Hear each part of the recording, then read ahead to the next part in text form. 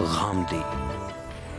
السلام علیکم، پروگرام غامدی میں خوش آمدید۔ ناظرین، دنیا کے تمام مورخین اس بات پر متفق ہیں کہ سائنس نے مذہب کی گود میں پرورش پائی، کیونکہ مذہب نے مظاہر فطرت کی مابعد الطبیعتی توجیہ کے ذریعے انسان کی زندگی کو مفہوم دیا، اور پھر سائنس نے مظاہر فطرت کی طبیعتی توجیہ کرنے کا بیڑا اٹھایا۔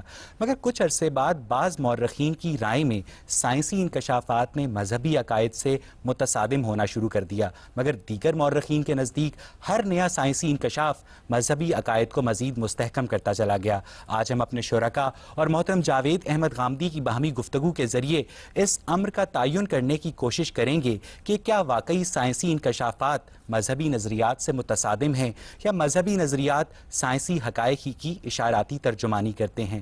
غامدی صاحب، نئے دریافت ہونے والے سائنسی حقائق کو مذہبی صحائف سے کمپیٹیبل ثابت کرنے کی کوشش کو ماہرین عمرانیات علم الکلام سے تعبیر کرتے ہیں۔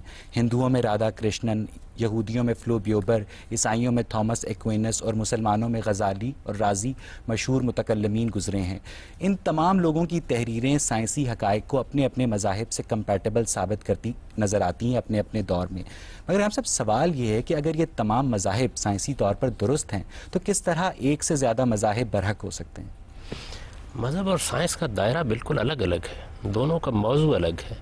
مذہب کا موضوع یہ ہے کہ جو دنیا آنے والی ہے، موت کے بعد جو زندگی شروع ہونے والی ہے، اس پہ کیا ہوگا، اس کے نوامیس کیا ہیں، اس کے قوانین کیا ہیں، اس کی تیاری ہم نے یہاں کیسے کرنی ہے، اس کا ہمارے اخلاقی وجود پر کیا اثر پڑتا ہے، یہ مذہب کا موضوع ہے۔ سائنس کا موضوع طبیعیات کی یہ دنیا ہے جس میں ہم اس وقت رہ رہے ہیں، تو اس وجہ سے دونوں میں کسی تصادم کے تو پیش آنے کا کوئی امکان ہی نہیں ہے۔ در حقیقت مذہب کی تعبیرات کی جاتی رہی ہیں، مذہب کی بنیاد پر ایک علم کلام وجود میں آتا رہا ہے، مذہب کی بنیاد پر کلیسا نے کچھ نظریات قائم کیے، ان میں اور سائنسی تصورات میں تصادم ہوا، اس کو بدقسمتی سے مذہب اور سائنس کا تصادم سمجھ لیا گیا۔ دراحال ہے کہ دونوں کا موضوع بالکل الگ ہے۔ آپ قرآن مجید کو پڑھیے تو آپ پر یہ بات بالکل واضح ہو جائے گی کہ وہ اصل میں انذار قیامت کی کتاب ہے۔ وہ خبردار کر رہی ہے کہ موت کے بعد ایک ایسا دن آنے والا ہے جس میں تم سب کو اپنے پروردگار کے حضور میں کھڑا ہونا ہے، اور وہاں تمہاری جواب دہی اس اصول پر ہونی ہے کہ تم نے اپنے علم کو کتنا پاکیزہ بنایا، تم نے اپنے اخلاق کو کتنا سائنس اور پاکیزہ مذہب بنایا۔ کا موضوع مختلف ہے تو پھر کیا اہل مذہب کو سائنسی معاملات میں مداخلت کرنی چاہیے؟ میرے نزدیک تو کبھی نہیں کرنی چاہیے۔ دیکھیے بات یہ ہے کہ یہ ایسے ہی ہے کہ ایک ڈاکٹر اگر طبی معاملات میں تحقیق کر رہا ہے اور اپنی تحقیق کے نتائج بیان کر رہا ہے، اور ایک انجینئر آپ کو یہ بتا رہا ہے کہ آپ تاج محل کی تعمیر کیسے کریں، تو ان دونوں کا موضوع بالکل الگ الگ ہے۔ ہاں، ایسا کبھی کبھی ہوتا ہے کہ سائنس کوئی ایسی بات کہہ دیتی ہے جو بظاہر مذہبی تصورات پر اثر انداز ہو رہی ہوتی ہے، تو وہاں کچھ کلامی مباحث وجود میں آ جاتے ہیں۔ بالکل اسی طریقے سے آپ قرآن کا مثلاً مطالعہ کریں تو قرآن مجید توحید پر دلائل دے رہا ہے، قیامت پر دلائل دے رہا ہے، آپ کو کائنات میں اللہ تعالیٰ کی آیات کی طرف متوجہ کر رہا ہے۔ اس میں بعض اوقات بعض ایسے بیانات سامنے آ جاتے ہیں جو اس کا اصل موضوع نہیں ہوتے، جن میں بعض سائنسی حقیقتیں بھی بیان ہو گئی ہیں، اور وقت نے یہ بات ثابت کر دی کہ جو بات قرآن مجید نے بیان کی تھی وہ بالکل برحق تھی، اور جیسے جیسے تحقیق آگے بڑھتی چلی گئی عین اس کے مطابق سامنے آتی چلی گئی۔ لیکن یہ نہ قرآن کا موضوع تھا، نہ قرآن مجید کوئی سائنس کی کتاب ہے، نہ وہ سائنسی حقائق کو بیان کرنے کے لیے نازل ہوئی ہے، وہ تو انسان کے دل کے دروازوں پر دستک دینے کے لیے نازل ہوئی ہے کہ اٹھو، بیدار ہو جاؤ، موت کے بعد ایک دوسری زندگی شروع ہونے والی ہے۔ بات یہ ہے کہ پیکٹول اور مولانا فتح محمد جلندری نے سورہ لقمان کی آخری آیت کا ترجمہ یہ کیا ہے کہ صرف خدا ہی جانتا ہے کہ حاملہ عورت کے پیٹ میں نر ہے یا مادہ۔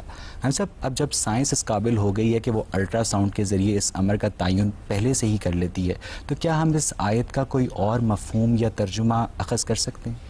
یہ ترجمہ کس نے کیا ہے؟ یہ ترجمہ تو کیا نہیں جا پیکٹول نے اور سکتا، مولانا فتح محمد جلندری کیا نہیں جا سکتا، اس لیے کہ اس میں ما فی الارحام کے الفاظ ہیں، اس میں مرد اور عورت کا سوال ہی نہیں ہے۔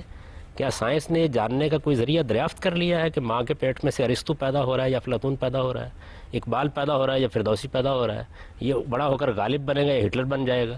تو قرآن مجید نے وہاں کہاں ذکر کیا ہے مرد اور عورت کا، وہاں بریکٹ یا میں لڑکے لکھا اور ہے لڑکی نر کا؟ یا مادہ۔ یہ تو بریکٹ میں اگر انہوں نے خود یہ سمجھ کے کر دیا تو قرآن نے تو یہ بات نہیں کہی۔ قرآن مجید تو یہ کہہ رہا ہے کہ اللہ اس بات کو جانتا ہے کہ ماں کے پیٹ میں کیا ہستی پرورش پا رہی ہے۔ ظاہر ہے کہ اس کا علم ہر چیز کا احاطہ کیے ہوئے ہے، تو آپ انسانی شخصیت کے بارے میں کیا، یہ مرد اور عورت کا جاننا، مراد یہ ہے کہ خدا یہ نہیں جانتا کہ اس کے اندر نر ہے یا مادہ، بلکہ یہ جانتا ہے کہ یہ بڑا ہو کے اچھا ہوگا یا برا۔ وہ بھی جانتا ہے، پوری شخصیت سے واقف ہے. یہ نر اور مادہ یہ تو پرانے زمانے کے عرب بدو یعنی جان اس لیتے آیت تھے. میں جنسی تعین نہیں کیا جا رہا بلکہ اخلاقی تعین کیا جا رہا ہے. پوری شخصیت کے بارے پوری میں شخصیت کا تعین کیا جا رہا ہے. انسان کی شخصیت کیا محض اخلاقی ہے, کیا محض عقلی ہے؟ میں کیا ہم ہوں, سب یہاں میرا ایک وجود کیا ہے, میں کیا کروں یہاں گا؟ ایک بڑا خوفناک سوال یہ پیدا ہوتا ہے کہ اگر خدا کو پہلے سے ہی پتا ہے کہ ماں کے پیٹ میں جو ہستی ہے وہ نیک ہے یا بد, جیسا کہ آپ نے فرمایا کہ وہ اخلاقی طور پر تعین کیا جا رہا ہے. الفاظ ہی نے استعمال کیا, میں نے کہا وہ ارسطو ہے, وہ افلاطون ہے, وہ اقبال ہے, وہ غالب ہے, اس کی صلاحیتیں کیا ہیں, اس کی شخصیت کیا ہے, وہ سائنسدان بنے گا, شاعر بنے گا, ادیب بنے گا. یہ سب کچھ پری خدا کا ڈیٹرمنڈ علم تو پہلے سے ہونا چاہیے. خدا نے صلاحیتیں دی ہیں. سوال یہ ہے میں کہاں پیدا ہوں گا, میرے والدین کیا ہوں گے, میرا وطن کیا ہوگا, مجھے کیا صلاحیتیں ملے گی, میں ان کو نشو و نما دے کہ کیا بنوں گا. یہ اگر خدا کو معلوم نہ ہو اور اس کی کائنات میں بغاوت ہو جائے اور اس کے بعد اطلاع دی جائے, اس کے دروازے پر دستک دے کر کے بیدار ہو جائیے یہ انسان کر بیٹھا. اللہ تعالیٰ کا علم ہر چیز کا احاطہ کیے ہوئے ہے, اس کا بیان ہے. اس میں نر اور مادہ کہاں زیر بحث آ گئے؟ میں تو یہ عرض کر رہا ہوں کہ نر اور مادہ کے بارے میں تو بدو جان لیتے تھے, پرانے زمانے کی دایا جان لیتی تھی, پیٹ پر ہاتھ پھیر کے بتا دیتی تھی. جالندھری کے ترجمے سے اختلاف کر رہے ہیں. میں تو آپ سے عرض کر رہا ہوں کہ قرآن مجید کو نکال کے پڑھیے نا. قرآن مجید میں ما فی الارحام کے الفاظ ہیں. ماؤں کے پیٹ میں کیا پرورش پا رہا ہے اس کو خدا جانتا ہے, یقیناً خدا ہی جانتا ہے. ابھی تک تو کوئی ایسا ذریعہ دریافت نہیں ہو سکا اور میرے نزدیک اس کا کوئی امکان بھی نہیں ہے. یعنی یہ کیا چیز ہے؟ بچوں کی بات ہے کہ یہ جان لیا کہ لڑکی ہے یہ لڑکا ہے. میں عرض کر رہا ہوں کہ یہ تو پرانے زمانے کی دایا جان لیتی تھی. اس میں کیا کمال کیا آپ نے؟ جو بات قرآن مجید نے کہی ہے بڑی غیر معمولی بات ہے کہ تم کیا جانتے ہو اس بات کو کہ پروردگار کس درجے میں جانتا ہے کہ ماں کے پیٹ میں جو آج بچہ پیدا ہو رہا ہے یہ کل کیا بننے والا ہے, اس کی شخصیت کیا سامنے آئے گی, یہ دنیا میں کیا کارنامے کرے گا, اس سے خیر پھیلے گا, اس سے شر پھیلے گا. کو منطق کی کسوٹی پہ پرکھنا ممکن ہے؟ دیکھیے بات یہ ہے کہ منطق کیا چیز ہے. مذہب جو بات کرے گا وہ علم و عقل کے آخری میزان پر پوری اترتی ہے. منطق تو اصل میں علمی اور عقلی گفتگو کا ایک ذریعہ ہے جس کو آپ منطق کہتے ہیں. منطق کیا ہے؟ منطق کا مطلب یہ ہوتا ہے کہ ایک پریمیسز آپ کو دے دیا گیا ہے, آپ اس سے کچھ چیزوں کو انفر کر رہے ہیں. تو یہ پرانے زمانے میں آپ جانتے ہیں کہ ارسطو کی منطق کا رواج تھا جس کو منطق استخراجیہ کہتے ہیں, ڈیڈکٹیو لاجک. وہ اب دنیا میں ختم ہو گئی. اب تو آپ استقراء کے دور میں جی رہے ہیں. اس میں بھی بے شمار ترقی ہوتی رہتی ہے اور انسانی عقل صرف منطقی طریقے سے کام نہیں کرتی. انسانی عقل کے کام کرنے کے بے شمار دوسرے پہلو ہیں. وہ براہ راست بعض چیزوں کو محسوس کرتی ہے. بات یہ ہے کہ سائنس اپنے استدلال کی بنیاد منطق اور عقل پہ رکھتی ہے, جبکہ آپ بھی دعویٰ کر رہے ہیں کہ مذہب کے اندر ایسی کوئی چیز نہیں ہے جو منطق اور عقل کے معیارات کے خلاف ہو. تو آپ کو نشاندہی کرنی چاہیے, آپ کو بتانا چاہیے. قرآن مجید میں موجود معجزات کو کس عقل اور کس منطق کی کسوٹی پہ پرکھا جائے گا؟ ہر عقل و منطق کی کسوٹی پر پورے اترتے ہیں. اس کی وجہ یہ ہے کہ جس وقت آپ علمی لحاظ سے یہ مان لیتے ہیں کہ اس کائنات کا ایک پروردگار ہے, تو عقل کیا کہتی ہے؟ پروردگار کو اس قانون کا پابند ہو جانا چاہیے. پھر تو اس کا مطلب یہ ہوا کہ وہ اس طبعیات کی دنیا کی تخلیق ہے. اگر وہ اس کا خالق ہے تو وہ جب چاہے گا اس کے قانون میں تبدیلی کر دے. یہ جو لفظ ایمان ہے وہ بھی اس بات کی دلیل ہے کہ وہ آپ کے دل سے اٹھنے والی آواز ہے, اور ایمان اور عقل کا آپس میں کوئی باہمی تعلق استوار کیا جا سکتا ہے. کس نے کہا ہے؟ ہم بے شمار سائنسی حقائق پر ایمان رکھتے ہیں. باللسانی و تصدیق بالقلبی. اس کا کیا مطلب ہے؟ اس کا زبان سے کہا اور دل سے اقرار کیا. نہیں, یہ زبان سے کہنا اور دل سے اقرار کرنا یہ کس وقت ہوتا ہے؟ اس وقت ہوتا ہے جب ہم کسی چیز پر علمی اور عقلی طور پر مطمئن ہو جاتے ہیں. مثلا اس وقت ساری دنیا اس بات پر ایمان رکھتی ہے کہ کش ثقل ہے. تو یہ جو ایمان ہے آپ کا, ایمان کو آپ ایک مذہبی لفظ کیوں بناتے ہیں؟ جتنے بھی حضور نے لوگ مسلمان کیے وہ کیا علمی اور عقلی طور پر مطمئن ہو گئے تھے یا وہ ایک بڑھتی ہوئی سیاسی قوت کے ساتھ مل گئے تھے؟ یقیناً سیاسی قوت کہاں تھی. یعنی وہاں تو کوئی جاننے والا نہیں تھا, بات کرنے والا نہیں تھا. رسالت میں آپ صلی اللہ علیہ وسلم نے ایک لمبا عرصہ کم و بیش 15-20 سال ایسے گزارے ہیں جو عسرت کے انتہائی سال تھے, ان کے اندر لوگ مسلمان ہوئے.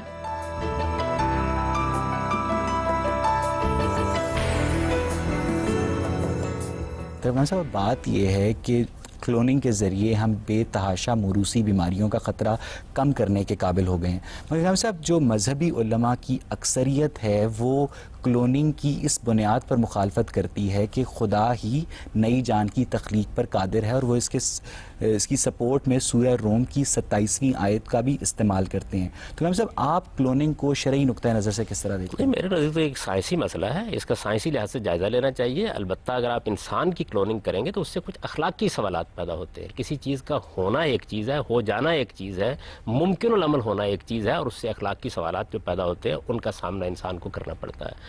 تو انسان کے معاملے میں یہ سوالات پیدا ہوں گے, یعنی یہ سوالات سامنے آئیں گے. اگر کوئی اخلاقی تقاضا نہیں ہے تو کسی چیز کو ماننے سے کوئی انکار. اخلاق کو اپنی بنیاد تسلیم نہیں کرتی, مذہب کرتا ہے.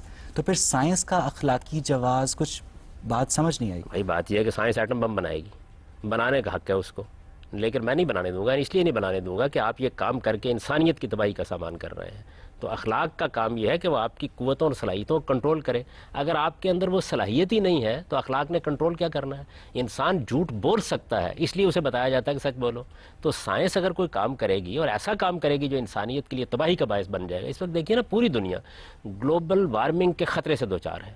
یہ سائنس کا عطیہ ہے نا جو دیا ہے اس نے ہمیں، جہاں بے شمار چیزیں دی ہیں جن پر ہم سرفگندہ ہیں، اسی طرح یہ بھی دیا ہے. ہم نے سورہ لقمان کی آخری آیت میں جب پکٹھول اور مولانا فتح محمد جالندری کے ترجمے کا حوالہ دیا تو آپ نے اس سے اختلاف کیا.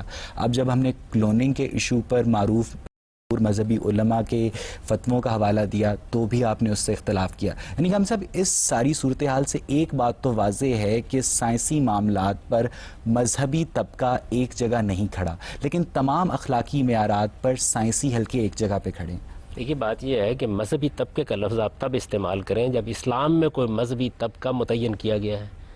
آپ بھی اس مذہب کو مانتے ہیں، میں بھی اس کو مانتا ہوں، اس کی کتاب ہمارے پاس موجود ہے. ہر بندہ اگر قرآنی آیات کی الگ الگ سائنٹیفک انٹرپریٹیشن کر رہا ہو، جیسا کہ ڈاکٹر ذاکر نائک کرتے ہیں، ہارون یا کرتے ہیں، تو غامی صاحب آپ بھی اس سے اختلاف کریں گے، ہو سکتا ہے بعض باتوں سے آپ اتفاق کریں. اب یعنی ہر بندے کو یہ ذاتی طور پر حق ہے کہ وہ اس سے اختلاف کرے یا اگر وہ اتفاق اپنے کرے. اندر کمپیٹنس تو پیدا کر غامی صاحب لیتا اس ہے. سے تو دین کی یگانگت پارا پارا نہیں ہو نہیں جائے. دیکھیے بات ہے، اس کا یگانگت سے کیا تعلق ہے؟ علمی معاملات میں اختلافات ہوتے ہیں، سائنس میں نہیں ہوتے.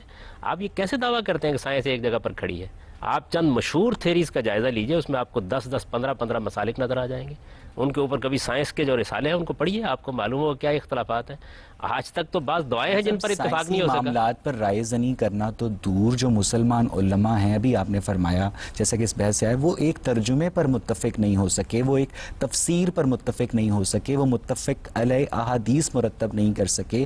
تو اس ساری صورتحال میں ہم کس طرح مذہبی طبقے کو یہ اجازت دیں گے کہ وہ سائنس کے متعلق اظہار خیال کریں؟ آپ انسانوں کو روبوٹ بنانا کیوں چاہتے ہیں؟ اختلاف کرنے دیجئے. اختلاف علم کی ترقی کا ذریعہ بنتا ہے. بھائی کائنات کا مطالعہ کریں گے اختلاف ہوگا، قرآن کا مطالعہ کریں گے اختلاف ہوگا. تو اختلاف کی وجہ کیا ہوتی ہے وہ جاننا چاہیے. اختلاف کی دو وجہ ہوتی ہیں، یا علم میں کوئی کمی ہوتی ہے یا تدبر اور غور و خوض میں کمی ہوتی ہے. اس کو دوسرے لوگ دور کرتے رہتے ہیں. سائنس کی تاریخ کیا ہمیشہ سے ایسی ہے؟ ارسطو کے زمانے میں سائنس کیا کہہ رہی تھی، نیوٹن کے زمانے میں کیا کہہ رہی تھی، آئنسٹائن کے زمانے میں کیا کہہ رہی تھی. سائنس کے نزدیک یہ بات قابل فخر ہے کہ وہ ہمیشہ چینج ہوتی رہتی ہے، جبکہ مذہب کہتا ہے کہ اس کی تعلیمات ہمیشہ کے لیے الہامی اور سٹیٹک ہیں. یہی بات یہ ہے کہ یہ آپ نے مذہب کے بارے میں بات کی ہے یا مذہبی علماء کے بارے میں بات کی ہے؟ مذہب کے بارے میں. تو مذہب تو قرآن مجید میں موجود ہے. اس کے بعد تو کوئی نئی کتاب نہیں آنے والی، کوئی نئی کتاب نہیں آئے گی، لیکن سمجھنے والے تو انسان ہوں گے نا. تو انسانوں کی انٹرپریٹیشن میں تبدیلی آتی رہے گی. سب یہاں سے ہم گفتگو کو آڈینس کی طرف لے کے چلیں گے. جی میم آپ پوچھیں. غامدی صاحب ابھی بات ہو رہی تھی خدا کے وجود کی. جو مذہب ہمیں نالج دے رہا ہے، جو مذہب ہمیں بتا رہا ہے، وہ یہ بتاتا ہے کہ اس یونیورس کو، اس کائنات کو خدا نے بنایا. ہر ایک چیز چھوٹے سے بڑی اس نے وجود میں لے کر آیا، اس کو پیدا کیا، وقت کو بھی بنایا. جبکہ سائنس ہمیں دوسری طرف یہ بتاتا ہے کہ وقت کا ہونا، جو کاز اینڈ افیکٹ کا جو فیکٹر ہے، وہی اس کی وجہ سے ہر چیز وجود میں آتی ہے. اگر خدا نے خود نے وقت بنایا اور وقت کی وجہ سے کاز اینڈ افیکٹ کا فیکٹر جو ہے وہ مطلب پازیٹیو ہے، تو خدا وقت سے پہلے ایگزسٹ کیسے کر سکتا ہے؟ یہ جو آپ نے تعبیر اختیار فرمائی، خدا نے وقت کو بنایا، یہ کیا چیز ہے؟ یعنی خدا نے کائنات بنائی، کائنات کے اندر اس نے بے شمار عوامل رکھے، ان کے باہمی تعامل سے ریلیٹیولی وقت پیدا ہو رہا ہے. زمان اور مکان کی حقیقت کیا ہے اس کو تو آج تک ہم متعین ہی نہیں کر سکے. نہ مکان کی حقیقت متعین کر سکے ہیں، نہ زمان کی. ٹائم اور سپیس دونوں کے بارے میں بے شمار بحثیں ہوتی رہتی ہیں. اس پوری کائنات کا خالق خدا ہے. خدا نے کائنات کو جس طرح بنایا ہے اس کے نتیجے میں وقت پیدا ہو گیا ہے، اور وہ ریلیٹیو ہے، ہم بھی جانتے ہیں. یعنی جس طریقے سے وقت کو آپ یہاں دیکھتے ہیں اس طرح مریخ پر نہیں ہے، اس طرح چاند پر نہیں ہے، اس طرح دوسرے سیاروں اور ستاروں پر نہیں ہے. قرآن نے بلکہ یہ بات کہی، اس نے پہلی مرتبہ انسان کو یہ بتایا کہ تم 24 گھنٹوں میں وقت کو محدود کر رہے ہو. خدا کے ہاں تو بعض دن 50,000 سال کے برابر بھی ہوتے ہیں. لیکن سر وقت ہے تو ہر چیز ایگزسٹ کر رہی ہے نا. دیکھیے بھائی، وقت میں چیزیں ظہور پذیر ہوتی ہیں، وقت خالق نہیں ہے چیزوں کا. وقت وہ پیمانہ ہے جس کے زاویے سے ہم چیزوں کو دیکھتے ہیں. یعنی حرکت اس کے نتیجے میں ایک محسوس حقیقت بنتی ہے. تو وقت کا یہاں تک تعلق ہے، وہ خالق نہیں ہے چیزوں کا.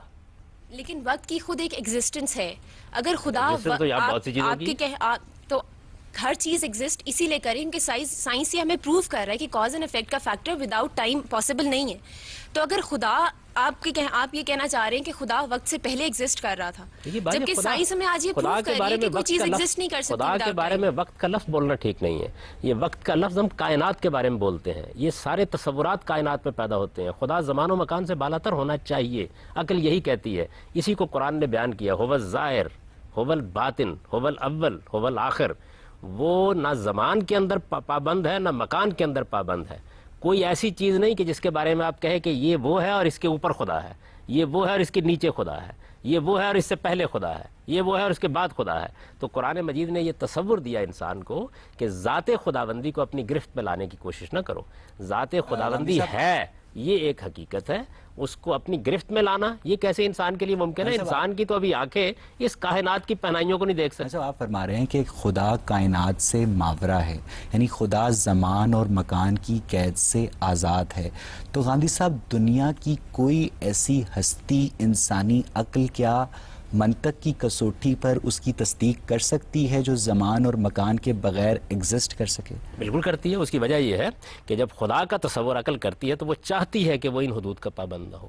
یہ تو خود عقل کا تقاضا ہے. اگر وہ ان حدود کا پابند ہوگا, خدا کی صفات انسان کی چاہت کی محتاج ہے. خدا کی صفات انسان کے عقلی تقاضوں کے لحاظ سے ہیں.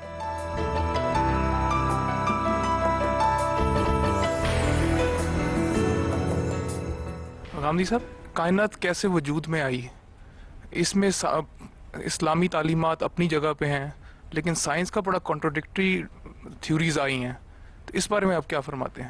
یہ بات یہ, کچھ وہ چیزیں ہیں جو قرآن مجید نے بیان کر دی ہیں, کچھ چیزیں وہ ہیں کہ جن کو قرآن مجید نے اپنا موضوع نہیں بنایا, ان میں سائنس تحقیقات کر رہی ہے, بیان کر رہی ہے, اس میں مختلف نقطۂ نظر سامنے آتے ہیں, ان کا علمی جائزہ لیتے رہنا چاہیے. قرآن مجید صرف اتنی بات بیان کرتا ہے جتنی اس کے موضوع سے متعلق ہوتی ہے. اس کے علاوہ وہ سائنس کی کتاب نہیں ہے, نہ اس کا یہ کام ہے کہ آپ کو اس کے بارے میں بتائے, ورنہ تو انسانی علم و عقل کا دروازہ بند ہو جائے. اس نے آپ کے لیے دروازہ کھولا ہے, آپ اس میں جو مختلف نقطہ نظر ان کا جائزہ لیں. مثلا انسان کی تخلیق کے بارے میں قرآن مجید نے چند بنیادی باتیں بتا دی. یہ پہلی مرتبہ انکشاف کیا قرآن مجید نے کہ انسان کی تخلیق دو ادوار میں ہوئی ہے. یہ بتایا کہ پہلے دور میں بالکل اسی طریقے سے تخلیق ہوئی ہے مٹی کے پیٹ میں جس طریقے سے اب ماں کے پیٹ سے ہوتی ہے. یہ بتایا کہ یہ دور جو اب گزر رہا ہے اس سے پہلے انسان پر ایک حیوانی دور بھی گزر چکا ہے. یہ باتیں قرآن نے بیان کر دی. اور یہ بیان کرنے کی وجہ کیا ہوئی؟ وجہ یہ ہوئی کہ انسان کی تخلیق کے بارے میں کچھ بنیادی باتیں توحید کو بیان کرنے کے لیے کہنی ضروری ہو گئی تھیں, ورنہ یہ اس کا اصل موضوع نہیں ہے. اس سے آپ کو ایک روشنی مل گئی, آپ چاہیں تو اس سے فائدہ اٹھائیں, چاہیں تو مزید آگے بڑھیں. تو انسان کو اللہ تعالیٰ نے صرف ان معاملات میں خطاب کیا ہے جن میں دنیا کے اس تصور کے بارے میں بتانا مقصود ہے کہ اس کا کیا کوئی خالق ہے, کیا ہماری موت کے بعد کوئی دوسری زندگی ہے, اگر ہے تو پھر اس زندگی میں پہنچنے کے لیے ہمیں کیا کرنا ہے. یہ قرآن کا موضوع ہے. ہم صاحب, آپ فرما رہے ہیں کہ خدا نے انسان کو زمین کے پیٹ سے پیدا کیا. ہم صاحب, یہ بات قرآن میں کہاں کہی گئی ہے؟ قرآن مجید کی سورہ سجدہ میں بیان کیا گیا نا, اور بھی وجہوں میں بیان کیا گیا کہ انسان کو ہم نے تین لازب سے پیدا کیا, انسان کو ہم من صلصال کالفخار سے پیدا کیا. یہ تو قرآن مجید نے ترجمہ کیجئے اس آیت کا. یعنی کھنکھناتی مٹی سے پیدا کیا, ہم نے گارے سے انسان کو پیدا کیا, یہ بیان کیا ہے نا. اس سے یہاں یہ کیسے ثابت ہوتا ہے کہ زمین کے پیٹ سے گارا کہاں ہوتا ہے بھائی؟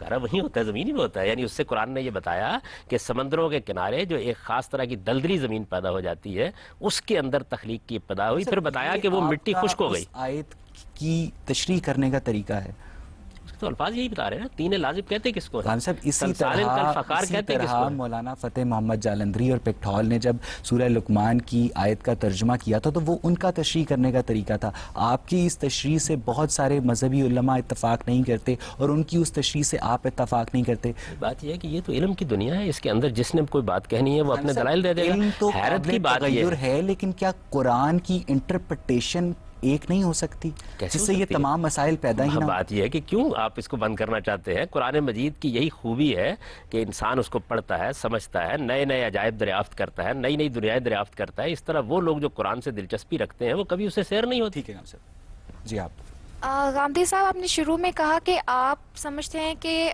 مذہب اور سائنس دونوں ڈفرینٹ چیزیں ہیں. I sort of totally negate that point. Quran Majeed کو ایک مکمل کتاب کا خطاب حاصل ہے. مکمل کتاب کیا ہے؟ جس کے اندر اللہ تعالیٰ نے ہمارے لیے ہر علم ڈالا ہوا ہے. ہر علم کے اندر سائنسی علم بھی آ جاتا ہے. اور یہ ایک فیکٹ ہے کہ فارن کنٹریز میں if scientist have to conclude something, انہیں کوئی ریسرچ کرنی ہوتی ہے تو قرآن مجید کا ترجمہ اپنے سامنے رکھ کے اس کے اندر سے تحقیقات ڈھونڈ کے اور پھر آگے سے اپنی تحقیقات کو آگے لے کے جاتے ہیں. تو پھر آپ کیسے کہہ سکتے ہیں کہ سائنس اور مذہب دو مختلف چیزیں ہیں؟ یہ آپ کی خوش فہمیاں ہیں، اس طرح کی کوئی بات قرآن نے نہیں کہی. وہ کامل کتاب ہے ہدایت کے لحاظ سے، یعنی جس موضوع سے متعلق وہ بات کرتی ہے اس میں ایک کامل کتاب ہے. اس کا یہ کام نہیں ہے کہ آپ کو ایٹم بم بنانا سکھائے، اس کا یہ کام نہیں ہے کہ آپ کو علاج معالجے کے طریقے بتائے. یہ انسان کا کام ہے کہ ان کو سیکھیں. اور یہ بھی آپ کی میری بہن خوش فہمی ہے کہ سائنسدان قرآن مجید کھول کے بیٹھ جاتے ہیں اور اس کی بنیاد پہ تحقیق کرتے ہیں. ایسا کبھی نہیں ہوا انسانی تاریخ میں، یہ واقعہ کبھی نہیں ہوا. مسلمانوں کے یہاں بھی نہیں ہوا، کچھ آئیے غیر مسلموں کے یہاں ہوتا. ان دونوں کا موضوع ہی بالکل الگ ہے. اس بات پر میں کچھ ایڈ کرنا چاہوں گا. پچھلے دنوں اخبار میں میری نظر سے ایک کالم گزرا جس میں یہ لکھا تھا کہ ٹورنٹو یونیورسٹی میں ایک اناٹومی اور سیل بایولوجی کے ایک پروفیسر ہیں جن کا نام ہے کیتھ مور. انہیں سعودی عرب کی حکومت نے کنگ عبدالعزیز یونیورسٹی میں ایک بھاری مشاہرے پہ ملازم رکھا اور ان کا کام یہ تھا کہ قرآن اور حدیث میں انسانی تولید کے متعلق جو مواد ہے اس کو جدید سائنس سے کمپیٹیبل ثابت کیا جائے.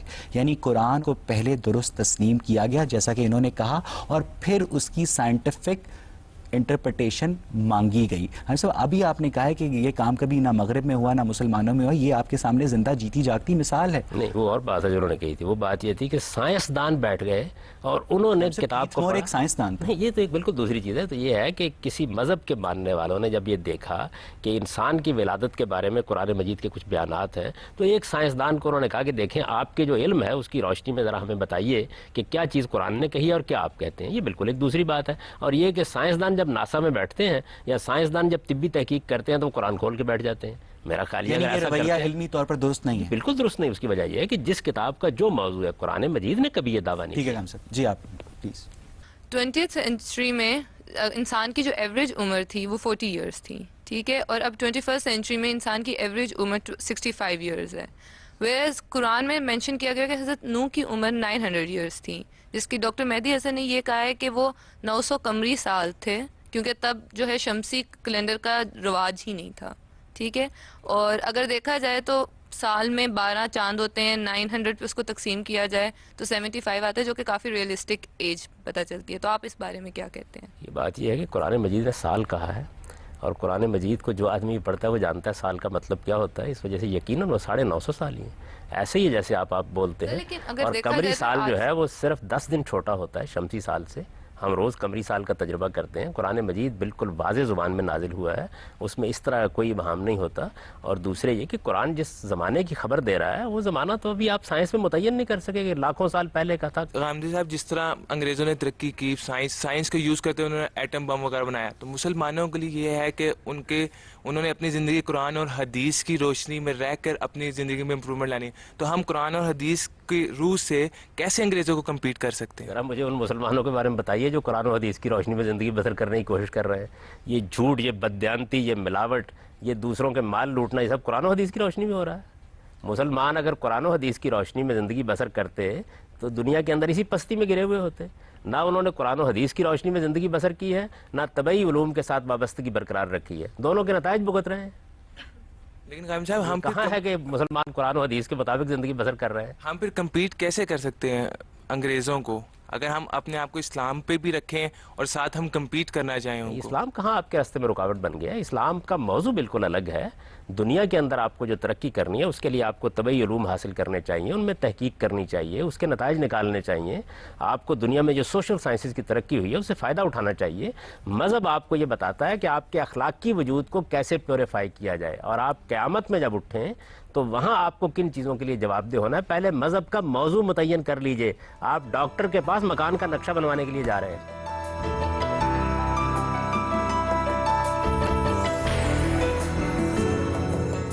علی صاحب، ابن نجیم نے اپنی کتاب الاشباح والنظائر میں اسلامی شریعت کا ایک قانون دیا ہے جس کے مطابق جب ممانعت کی شہادتیں اجازت کی شہادتوں سے ٹکرا جائیں تو پھر جو ترجیح ہے وہ ممانعت کی شہادتوں کو دی جائے گی. علی صاحب، اسی طرح وہ آگے چل کر لکھتے ہیں کہ اسی آیت کو اسی اصول کو بنیاد بنا کر وہ یہ کہتے ہیں کہ جو لاش کی چیر پھاڑ ہے کسی بھی صورت میں قطعی طور پر حرام ہے، اس کا پوسٹ مارٹم نہیں کیا جا سکتا۔ تو غام صاحب لیکن دوسری طرف پوسٹ مارٹم سے ہمیں جرائم اور طبی معلومات بھی ملتی ہیں، جرائم کے متعلق بھی معلومات ملتی ہیں، تو غام صاحب آپ پوسٹ مارٹم کو شرعی نقطہ نظر سے کس طرح دیکھتے ہیں؟ میرے نزدیک کوئی حرج نہیں ہے۔ دیکھیے بات یہ ہے کہ آپ پرانے فقہا کی آراء کو قرآن و حدیث کا مسلک بنا کے نہ پیش کریں۔ قرآن مجید ہمارے پاس موجود ہے، پیغمبر کے ارشادات موجود ہیں، ایک زمانے میں لوگوں نے اس کی بنیاد پر وہ کچھ لوگ قانونی نظائر پیغمبر پیدا کے کیے۔ ارشادات سے استدلال کر رہے ہیں اور آپ بھی پیغمبر کے ارشادات سے مثلا استدلال یہ جو آپ نے ان کی بات بتائی ہے، اس کے حق میں پیغمبر کا کون سا ارشاد انہوں نے پیش فرمایا ہے؟ یہ تو ایک بالکل فقہی اور قانونی ضابطہ ہے، اور فقہی اور قانونی ضابطے بنتے بھی رہتے ہیں، تبدیل بھی ہوتے رہتے ہیں۔ صحیح بخاری میں ایک جگہ یہ بیان کیا گیا ہے کہ لعنت ہے ان لوگوں پر جو مصنوعی بال استعمال کریں۔ صحیح مسلم میں بھی یہ واقعہ بیان کیا ہے۔ ہم سب اسی بات کو بنیاد بنا کر وہ نہ صرف پوسٹ مارٹم کی مخالفت کرتے ہیں کہ اس سے بھی لاش کی چیر پھاڑ ہوتی ہے، انسانی جسم کو آپ چھیڑتے ہیں، اور آرگن ٹرانسپلانٹیشن کی بھی مخالفت کرتے ہیں۔ دیکھیے بات یہ ہے کہ جب وہ یہ مخالفت کریں گے تو ان کے استدلال کا ہم جائزہ لیں گے نا۔ مثلا آپ مجھ سے پوچھیں گے تو میں آپ کو یہ بتاؤں گا کہ وہاں تو مسئلہ یہ اخلاقی زیر بحث ہے۔ اگر کوئی خاتون اس طرح بال لگا کے یہ تاثر دے دیتی ہے دوسرے کو کہ میری عمر یہ ہے اور وہ ہے، تو اس سے وہ اخلاقی طور پر دھوکہ دہی کا ارتکاب کرتی ہے۔ اس طرح کے معاملات میں رسالت مآب صلی اللہ علیہ وسلم نے ان کو توجہ دلائی کہ ایسا نہیں کرنا چاہیے۔ تو یہ جو چیز ہے مذہب کا موضوع اخلاقیات، ٹرانسپلانٹیشن قطعی طور پر جائز ہے، یعنی قرآن حدیث میں کوئی بات اس کے خلاف نہیں ہے۔ ہم اس کا جائزہ لیں گے، جائزہ لینے کے بعد یہ دیکھیں گے کہ اس میں کوئی اخلاقی خرابی تو نہیں ہے۔ اگر کوئی اخلاقی خرابی نہیں ہے تو اجازت دے دیں گے۔ اس وقت اس کی اجازت کم و بیش تمام اہل علم دے ہی چکے ہیں۔ کچھ لوگ ہیں جو اس کے اوپر اعتراض کرتے ہیں۔ دیکھیں جب نئی باتیں سامنے آتی ہیں تو انسان اعتراض کر رہا ہوتا ہے۔ بتائیے کہ فرض کیجئے ایک ملک میں ایسے طبقے کی حکومت ہے جو علماء سے گائیڈنس لیتا ہے، اور وہ علماء اس حکومت کو یہ کہتے ہیں کہ آپ آرگن ٹرانسپلانٹیشن پہ پابندی لگا دیں۔ ہاں صاحب، اب ایک ایسا شخص جو آرگن ٹرانسپلانٹیشن ہونے سے بچ سکتی تھی، جس کی جان، اور وہ مارا جاتا ہے، تو قیامت والے دن اس شخص کی جان کا حساب کیا ان علماء سے لیا جائے گا؟ دیکھیے میں آپ سے عرض کروں کہ یہ بالکل ایسے ہی ہے کہ جس طرح آج ایک ڈاکٹر علاج کرتا ہے، وہ اپنے علم کی روشنی میں آج ایک دوا آپ کو دیتا ہے۔ ممکن ہے کوئی دوا ڈاکٹر کو تو پتا تھا کہ آرگن ٹرانسپلانٹیشن سے وہ بچ جائے گا، ان علماء کو نہیں پتا۔ میری گزارش سن لیجیے نا، ایک دوا کے بارے میں تحقیق ہوتی ہے، وہ دوا دی جاتی رہتی ہے۔ مجھے یاد ہے اب تک کہ ناول جی نے ایک زمانے میں ہمارے ہاں ایسی دوا تھی جیسے ڈسپلین ہے۔ اچانک ایک دن یہ معلوم ہوا کہ یہ دوا تو انسانی زندگی کے لیے بڑی مہلک ہے۔ اب مجھے بتائیے کہ جن انسانوں کو اس سے نقصان پہنچا تمام ڈاکٹر قیامت کے دن کھڑے کر لیے جائیں گے؟ انسان اپنے موجود علم کی بنیاد پر فیصلے کرتا ہے۔ اگر اس نے بدنیتی سے، پھر اس کا مطلب ہے علماء کو اجازت نہیں دینی چاہیے کہ وہ سائنسی معاملات پر رائے زنی میں تو کریں؟ کبھی نہیں دیتا۔ آپ دیتے ہیں اور اس کے بعد مجھ سے پوچھتے ہیں، میں تو نہیں دیتا۔ میں یہ کہتا ہوں ہر آدمی کو اپنے علم کے دائرے میں رہنا چاہیے۔ مذہبیات کے علم کا ایک دائرہ ہے، وہ دائرہ کیا ہے؟ لوگوں کو یہ بتایا جائے کہ ان کے پروردگار نے ان سے اس دنیا کی زندگی میں کیا تقاضے کیے ہیں، جن کو اگر وہ پورا کریں گے تو قیامت میں سرخرو ہوں گے۔ غمدی صاحب، اسلام اور دیگر مذاہب میں روح کا تصور پایا جاتا ہے۔ نہ صرف یہ انسان کے جو مختلف افعال ہیں وہ بھی اس سے منسلک ہیں۔ چاہے جائے کہ جو سائنس ہے وہ اس چیز کو اس طرح سے تسلیم نہیں کرتی، تو آپ اس نقطہ نظر پہ تھوڑی روشنی ڈالیں۔ یہ سائنس کا موضوع نہیں ہے۔ سائنس کا کام یہ ہے کہ جو کچھ ہماری شخصیت میں ظہور پذیر ہو رہا ہے اس کا جائزہ لے۔ آپ کوئی سائنس کی اعلیٰ کتاب اٹھائیں، وہ سب سے پہلے آپ کو یہ کہے گی کہ سائنس ان چیزوں سے متعلق ہے جو اس کی حواس کی گرفت میں آتی ہیں، جن پر تجربہ کیا جا سکتا ہے۔ تو سائنس کا بھی ایک دائرہ ہے۔ از راہ کرم نہ مذہب کے دائرے کو اس جگہ پہنچائیے، نہ سائنس کے دائرے کو وہاں سے آگے بڑھائیے۔ ما بعد طبیعیات سائنس کے دائرے سے باہر کی چیز ہے۔ سائنس کی ترقی اس وقت شروع ہوئی جب یہ اعتراف کیا گیا کہ ہم اب وائے سے متعلق نہیں ہوں گے۔ سائنس کی اعلیٰ کتابیں یہاں سے شروع ہوتی ہیں، ہم اب ہاؤ سے متعلق ہوں گے، اور اس کے نتیجے میں یہ سب کچھ سامنے آیا۔ یہ بات کہ انسانی شخصیت کیا ہے، کہاں سے آتی ہے، اس شخصیت کی حقیقت کیا ہے، یہ سائنس کا موضوع نہیں ہے۔ سائنس کا موضوع یہ ہے کہ جسم میں یہ انسانی شخصیت کس طرح کام کرتی ہے۔ لہذا سائنس دماغ کا جائزہ لے گی، دل کا جائزہ لے گی، آپ کے جگر کا جائزہ لے گی، آپ کے گردوں کا جائزہ لے گی، آپ کے پورے انسانی جسم کے فنکشنز کو دیکھے گی۔ یہ اس کا دائرہ ہے، اس میں اس نے بڑا کام کیا ہے، انسانیت پر اس کے بڑے احسانات ہیں، اس کو اس کے دائرے میں رکھیے۔ مذہب کا دائرہ اس سے آگے شروع ہوتا ہے۔ جہاں طبیعیات کا دائرہ ختم ہوتا ہے وہاں آپ کو مذہب یہ بتاتا ہے کہ آپ کی یہ شخصیت خدا کی دی ہوئی ہے، اس شخصیت کو وہ باقی رکھے گا، اس شخصیت کو ایک دن جواب دہ ہونا ہے، اور آپ کو اس کے لیے پیوریفائی کرنا ہے۔ سائنس کا دائرہ اور اسلام کا دائرہ ڈیفرنٹ ہے، دونوں میں نے الگ ہیں۔ بات یہاں سے کی، ان دونوں کا دائرہ بالکل الگ الگ ہے۔ اصل میں ان دونوں کے دائرے کو الگ رکھنے ہی میں انسانیت کی خیر ہے۔ یعنی اگر آپ اطباء سے یہ کہیں گے کہ وہ مذہب پر کلام کریں اور مذہبی علماء سے یہ کہیں گے کہ وہ آپ کو علاج معالجہ بتائیں تو یہ آپ کا کمال فن ہے، اس سے انسانیت کو کوئی فائدہ نہیں ہوگا۔ ہر ایک کا اپنا علم ہے، اس کے اندر اس سے استفادہ کریں۔ رانی صاحب، ایک فرانسیسی نیچرل فلسفر تھا جس کا نام تھا دیکارت۔ اس کا یہ کہنا تھا کہ روح کو مادی سمجھنا آسان ہے مگر یہ سمجھنا سخت دشوار ہے کہ وہ غیر مادی ہو کر، جیسا کہ آپ نے فرمایا کہ وہ غیر مادی ہوتی ہے، ایک مادے کو متحرک کرتی ہے۔ اب اگر ہم روح کو مادی تصور کریں تو کیا ہم انسانی جسم میں پائی جانے والی لیونگ انرجی کو روح کہہ سکتے ہیں؟ اور اگر ہم اسے مادی تصور نہ کریں جو کہ آپ نے جیسا کہ فرمایا، تو پھر اس دیکارت کے سوال کا جواب کیا ہو سکتا ہے؟ ایک بات یہ ہے کہ دیکارت سے سائنس بہت آگے بڑھ چکی۔ اب تو صورتحال یہ ہے کہ پہلے مادہ مسئلہ بنا ہوا تھا، اب مادے کی حقیقت مسئلہ بنی ہوئی ہے۔ پہلے یہ خیال ہوتا تھا کہ یہ کوئی ٹھوس چیز ہے جس کو ہم دیکھ سکتے ہیں، اب معلومات ہماری گرفتی میں نہیں آتی۔ اب مادے میں لوگ لہریں دریافت کر رہے ہیں اور نور کے اندر ذرات دریافت کر رہے ہیں، تو دنیا اس سے بہت آگے بڑھ گئی۔ سوال یہ نہیں تھا، سوال یہ تھا کہ روح غیر مادی ہو کر مادے کو کس طرح متحرک کرتی ہے۔ میں یہ کہتا ہوں کہ یہ سب سے زیادہ سائنٹیفک بات ہے، یعنی ظاہر بات ہے کہ مادے کے اندر تحریک کے عوامل تو مجھے ملتے ہی نہیں ہیں۔ تو اگر میں یہ مانتا ہوں کہ ایک شخصیت موجود ہے جو اس کو متحرک کرتی ہے، یعنی میرے نزدیک وہ شخصیت جو شعور دیتی ہے آپ کو، ایک آپ کی حیوانی زندگی ہے، وہ مادی تعامل سے پیدا ہو جاتی ہے، وہ جانوروں میں بھی ہے۔ ایک آپ کی شخصیت ہے، یعنی جانوروں میں روح نہیں ہوتی؟ ایک شخصیت جو آپ جانوروں میں روح نہیں ہوتی، ان کے اندر جان ہوتی ہے، زندگی ہوتی ہے، نفس ہوتا ہے، یہ چیز ہوتی ہے۔ آپ کے اندر در حقیقت وہ ایک شخصیت ہے جس کو انسانی شخصیت کہا جاتا ہے۔ چنانچہ یہی وجہ دیکھیے قرآن اس کو کیسے بیان کرتا ہے، وہ کہتا ہے کہ انسان کا حیوانی وجود جب پایا تکمیل کو پہنچ جاتا ہے، اس وقت ہم اس کے اندر یہ انسانی شخصیت ڈال دیتے ہیں۔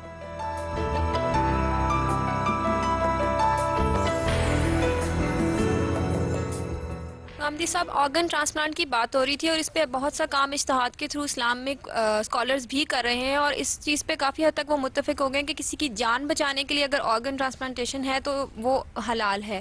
تو کچھ ایسے آرگنز ہوتے ہیں جو جان کا خطرہ جن سے نہیں ہوتا لیکن ان کی ضرورت بہت زیادہ رہتی ہے، جیسے آنکھوں کا ایک ایلیمنٹ ہے کہ وہ اگر آپ کسی کو دے دو تو اس کی زندگی کا بہت حد تک رخ بدل سکتا ہے۔ ان آرگنز کے بارے میں آئی وانٹڈ ٹو نو کہ آپ کا کیا پوائنٹ آف ویو ہے کہ وہ ٹرانسپلانٹیشن کے لیے اگر آپ کا point of view, I wanted to know that. میری بہن سادہ سا نقطہ نظر ہوتا ہے کہ اگر کسی چیز سے اللہ کی کتاب میں روکا گیا ہے، اللہ کے پیغمبر نے روکا گیا تو ہمیں روکنے کا حق ہے۔ اگر ایسا نہیں ہے تو پھر عام اخلاقی اصولوں پر کسی چیز کا جائزہ لینا چاہیے۔ اس سے جان کا خطرہ تو نہیں ہے نا آنکھوں کے نہیں، ٹرانسپلانٹیشن، وہ لوگ کہتے ہیں نا، میں تو اپنی بات بیان کر رہا ہوں، آپ نے مجھ سے سوال کیا ہے تو میں یہ عرض کر رہا ہوں کہ میں تو اس طرح دیکھوں گا۔ تو میرے نزدیک نہ اس کے خلاف کوئی بات قرآن میں ہے، نہ اس کے خلاف کوئی بات حدیث میں ہے، نہ کسی اخلاقی اصول سے اس کا تصادم ہوتا ہے۔ اس وجہ سے جس چیز کو بھی آپ ٹرانسپلانٹ کرنا چاہتے ہیں کیجیے۔ سب آگے چلتے ہیں۔ ابن خلدون نے اپنے مقدمے میں ایک جگہ درج کیا ہے کہ مسلمانوں نے سب سے زیادہ سائنسی ترقی عباسی خلیفہ مامون الرشید کے عہد میں کی۔ 830 عیسوی میں اس نے 2 لاکھ دینار کی لاگت سے بغداد میں ایک بیت الحکمت تعمیر کیا اور ہزاروں یونانی مسودات کو اس نے عربی زبان میں منتقل کروایا جو مسلمانوں میں سائنسی ترقی کی بنیاد بنا۔ صاحب، تصویر کا دوسرا پہلو یہ ہے کہ مامون الرشید ایک معتزل تھا اور قرآن کو تخلیق مانتا تھا۔ صاحب، کیا وجہ ہے کہ سائنسی ترقی روایتی طور پر مذہبی سوچ نہ رکھنے والے سلاطین کے عہد میں ہوئی؟ وہ مذہبی سوچ رکھتا تھا، ایک خاص نقطہ نظر اس کا تھا ایک چیز کے بارے میں۔ اس پہ آپ اس کو غیر مذہبی کیسے قرار دیتے ہیں؟ وہ خدا کو مانتا تھا، وہ اللہ کی کتاب کو مانتا تھا، وہ قیامت کے دن پہ ایمان رکھتا تھا۔ مذہب ان چیزوں کا نام ہے۔ قرآن مجید مخلوق ہے یا غیر مخلوق ہے، یہ کلامی مسئلہ ہے۔ ایک زمانے میں لوگوں نے اپنی حماقت سے اس کو پیدا کر دیا، اس کو آپ پورا مذہب بنا دیتے ہیں۔ مذہب نام ہے اس چیز کا کہ ہم سب کو ایک دن اپنے پروردگار کے حضور میں جواب یہ ہے کہ وہ تقدیر کے نظریہ جبر کا نہیں، نظریہ قدر کا قائل تھا۔ ہم سب اب جو سائنس ہوتی ہے وہ چیزوں کے کازز ڈھونڈتی ہے، لیکن جو نظریہ جبر کے حامی لوگ ہوتے ہیں وہ کازز میں زیادہ نہیں پڑتے، وہ کہہ دیتے ہیں کہ یہ خدا نے بنایا ہے۔ سب یعنی انکلینیشن نظریہ قدر کے لوگوں کی سائنس کی جانب اور نظریہ جبر کے لوگوں کی مذہب کی جانب زیادہ ہوتی ہے۔ دونوں انتہائیں ہیں، دونوں غلط ہیں۔ قرآن مجید نے اس کے بالکل برعکس ایک نہایت متوازن تصور دیا ہے۔ اس نے بتایا ہے جبر کے مواقع کیا ہیں، اس نے بتایا قدر کے مواقع کیا ہیں۔ تو یہ 2 انتہائیں ہیں۔ انسان کا سب سے بڑا مسئلہ یہ ہے ایسی سائنسی ترقی کسی نظریہ جبر کے حامی بادشاہ کے دور میں کیوں نہیں ہو سکی؟ میں تو نظریہ جبر کا حامی نہیں ہوں، نہ میں قرآن کو نظریہ جبر کا حامی سمجھتا ہوں۔ قرآن نے تو ایک نہایت متوازن تصور پیدا کیا ہے۔ اگر اس متوازن تصور پر لوگ قائم ہوتے تو نہ سائنسی ترقی رکتی، نہ مذہبی تصورات میں کوئی خرابی پیدا ہوتی۔ یہ تو پینڈولم کی طرح کبھی آپ اس انتہا پہ چلے جاتے ہیں، کبھی اس انتہا پہ چلے جاتے ہیں۔ جبر اور قدر کے مابین ایک توازن ہے۔ مجھے کہاں پیدا ہونا تھا، میری شکل و صورت کیا ہوگی، میرے والدین والدین کون ہوں گے, میری صلاحیتیں کیا ہوں گی, ان کے لیے مواقع کتنے پیدا ہوں گے, یہ سب کچھ جبر ہے. لیکن یہ کہ ان صلاحیتوں کو نشو و نما دینے کے لیے مجھے کیا ایفرٹ کرنی ہے اور میرا اخلاقی وجود کیا, یہ اور ایگزامپل یہ ملتی ہے کہ اخوان الصفا نے ایسٹرونومی کے اوپر, میوزک کے اوپر, فزکس کے اوپر جو رسائل مرتب کیے انہیں برسر بازار بغداد کی گلیوں میں جلوایا گیا. ہم سب یہ 11ویں یا 12ویں صدی کا واقعہ اور اس کے بعد سے ہی مسلمانوں کا سائنس کی دنیا میں ڈاؤن فال شروع ہو گیا. ہم سب کیسے دیکھتے ہیں آپ اس بات؟ اس طرح کے واقعات کے بارے میں دیکھیے تاریخی روایات ہوتی ہیں, بہت سی تاریخی روایات اس کی تردید کرتی ہیں, بہت سی تاریخی روایات اس واقعے کو بیان کرتی ہیں. اگر ایسا ہوا ہے تو یقیناً ایک برا کام ہوا ہے. میں مسلمانوں کے تمام افعال و اعمال کی ذمہ داری قبول نہیں کرتا. انہوں نے اچھے کام بھی کیے ہیں, انہوں نے برے کام بھی کیے ہیں. وہ آج بھی اچھے کام کرتے ہیں, وہ آج بھی برے کام کرتے ہیں. اس وقت جس طرح انسانی جانوں کو لیا جا رہا ہے, جس طرح دہشت گردی ہو رہی ہے, جس طریقے سے آپ اسلامی حدود کی خلاف ورزی کر رہے ہیں, ظاہر ہے اس کی کون تائید کرے گا. مسلمان جس طریقے سے اخلاقی پستی میں گر گئے ہیں کہ ان کی بنائی ہوئی دوا پر بھی آج اعتماد نہیں کیا جا سکتا, یہ کیا چیز ہے؟ تو اس وجہ سے مسلمانوں کے اعمال افعال کی بنیاد پر مذہب کا جائزہ نہیں لیا جائے گا. مذہب کی کتاب ہمارے پاس موجود ہے, وہ قرآن مجید ہے, اس کو ہم دیکھیں گے. وہ بتائیے کہ کیا بات کہتی ہے, اس کی ہر بات کی مدافعت کرنا میری ذمہ داری. پروگرام تک موقوف کرتے ہیں. غامدی. السلام علیکم. پروگرام غامدی میں خوش آمدید. ناظرین, پچھلے پروگرام میں ہم نے سائنس اور مذہب سے متعلق جس بحث کا آغاز کیا تھا, آج ہم اس پہ اپنے شرکا اور محترم جاوید احمد غامدی کے مابین گفتگو کو مزید آگے بڑھائیں گے اور دیکھیں گے کہ سامی مذاہب کے صحائف میں شامل سائنسی حقائق کس طرح اہل علم کے مابین اختلاف کا باعث بنتے ہیں.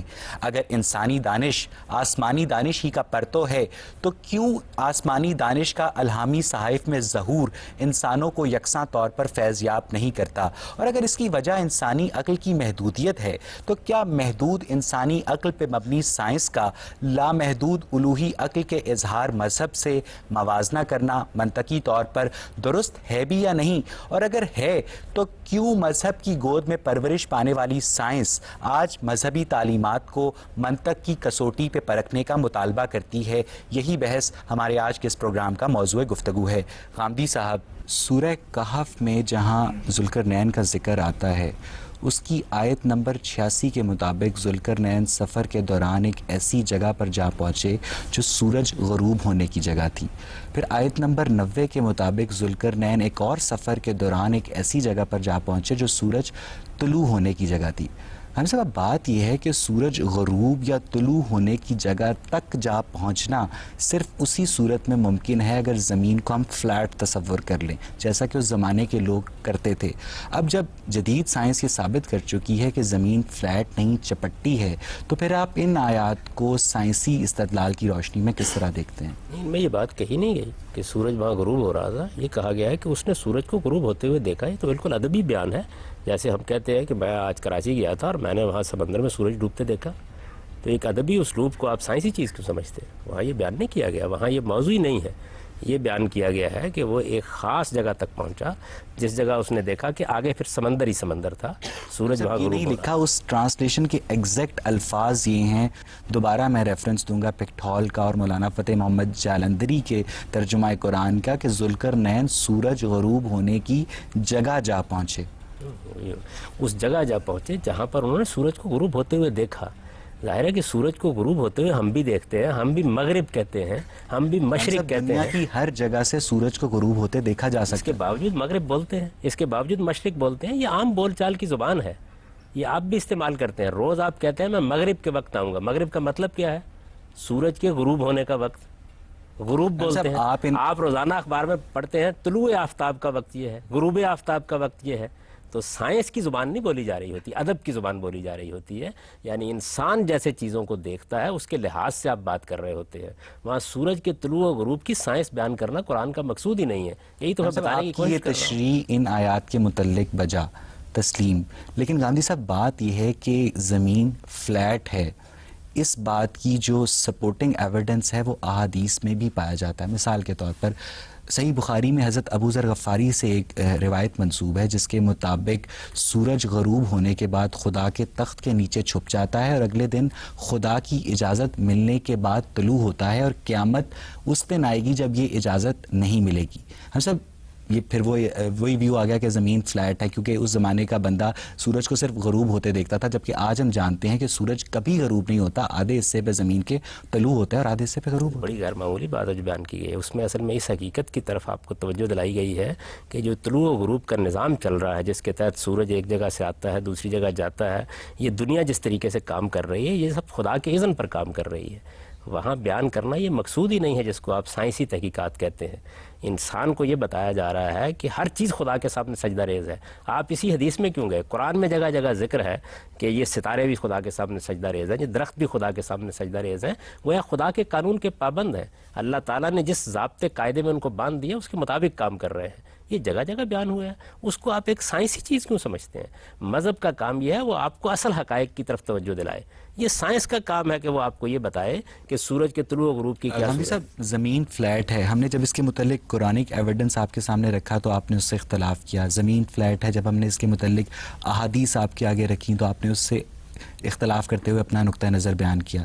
ہم سب بات یہ ہے کہ 15ویں صدی عیسوی تک یہودی، عیسائی اور مسلمان علماء صرف خدا کے وجود کے بعد ایک اور بات پر متفق تھے کہ زمین فلیٹ ہے، نمبر ایک، اور زمین اس نظام شمسی کا مرکز بھی ہے، جیو سینٹرک ویو تھا۔ ہم سب جب اس کے بعد گلیلیو نے اس بات کو غلط ثابت کیا تو تب سے بتدریج اس موقف میں تبدیلی آنا شروع ہوئی۔ کیوں؟ اس کی وجہ یہ ہے کہ یہ ایک سائنسی بات تھی، جو اس زمانے کی سائنس تھی، جس طرح انسان عام طور پر مشاہدہ کرتا تھا اس کے لحاظ سے اس نے ایک رائے قائم کی۔ جب اس میں تبدیلی آ گئی، معلوم ہوا کہ ایویڈنس اس کے خلاف ہے، تو لوگوں نے اپنی رائے میں ہر تبدیلی سائنسی پیدا کر دی۔ دریافت کے بعد اہل مذہب اپنے موقف میں تبدیلی کیوں پیدا کر نہیں، لیتے؟ یہ مذہب کا مسئلہ ہی نہیں ہے۔ دیکھیے، آپ پہلے ایک مسئلے کو مذہب کا مسئلہ بناتے ہیں، اس کے بعد کہتے ہیں کہ تبدیلی کیوں آ گئی۔ دنیا میں بہت سے لوگ تھے جو بہت سی باتوں کو مانتے تھے، سائنسی تحقیقات نے ان کو غلط ثابت کر چلیں، دیا۔ یہ تو اس زمانے کی بات تھی۔ 1982 میں سعودی عرب میں ایک مفتی تھے شیخ عبدالعزیز بن باز، انہوں نے فتویٰ دیا کہ زمین فلیٹ ہے، اس آیت کو بنیاد بناتے ہوئے کیف الارض سوتیحت، اور جو اس بات کی مخالفت کرے وہ کفر میں شامل ہو جائے گا۔ یہ بات ہے، اگر اس طرح وہ فتویٰ انہوں نے دیا ہے تو ان کے حق میں دعائے خیر کی جا سکتی ہے۔ قرآن مجید کی اس آیت میں یہ موضوع ہی نہیں ہے۔ وہاں تو یہ بیان کیا گیا ہے کہ یہ دیکھو زمین تمہارے لیے کس طرح چلنے کی، پھرنے کی ایک ایسی چیز بنا دی گئی ہے کہ وہ بچھونا ہے جو تمہارے لیے بچھا دیا گیا ہے۔ ایک خالص ادبی اسلوب میں کہی بات کو اگر آپ ایک سائنسی حقیقت کے طور پر لیتے ہیں تو اس میں کیا کیا جا سکتا ہے سوائے اس کے کہ آپ کے حق میں دعا کی جائے۔ قرآن مجید کی جو بات ہے وہ واضح کریں گے، ہم اس کو بتائیں گے۔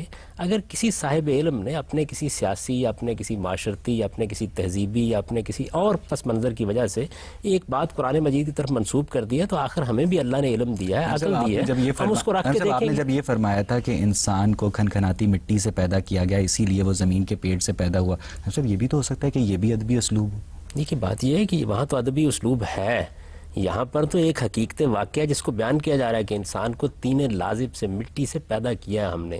یہ بتایا ہے کہ ہم نے ہر زندہ چیز پانی سے پیدا کی ہے۔ یہ بات کہ کون سی چیز ادبی اسلوب ہوتی ہے اور کون سی چیز ہوتی ہے کہ جس میں ایک حقیقت واقعہ کا آپ بیان کرتے ہیں، یہ ہم سب جانتے ہیں۔ مثلا میں اگر آپ سے یہ کہوں کہ میں چڑیا گھر گیا تھا، وہاں میں نے شیر دیکھا، تو آپ یہ کہیں گے کہ یہ شعر یہاں مجازی مفہوم میں استعمال ہوا ہے، لیکن میں جب انیس کا مصرع پڑھوں گا کہ کس شعر کی آمد ہے کہ رن کانپ رہا ہے، آپ بھی جانتے ہیں، میں بھی جانتا ہوں کہ یہاں پر مجاز کا اسلوب اختیار کیا گیا ہے۔ تو جب قرآن یہ کہتا ہے کہ وہی الارض کیف سطحت، زمین کی طرف دیکھو کیسے بچھا دی گئی ہے، مجھے یہ بتائیے، میں اس کا سادہ ترجمہ کر رہا ہوں، اس میں زمین کے چپٹے ہونے کا تصور کہاں سے آ گیا؟ زمین بچھی ہوئی ہے، زمین ایک بچھونا ہے، زمین ہمیں اپنے اندر لیے ہوئے ہے، زمین ہمارے لیے ماں کی طرح ہے۔ یہ ساری چیزیں جتنی ہیں وہ زمین میں اللہ تعالیٰ کی جو عظیم رحمت ہمارے لیے اس کو بیان کر رہی ہے۔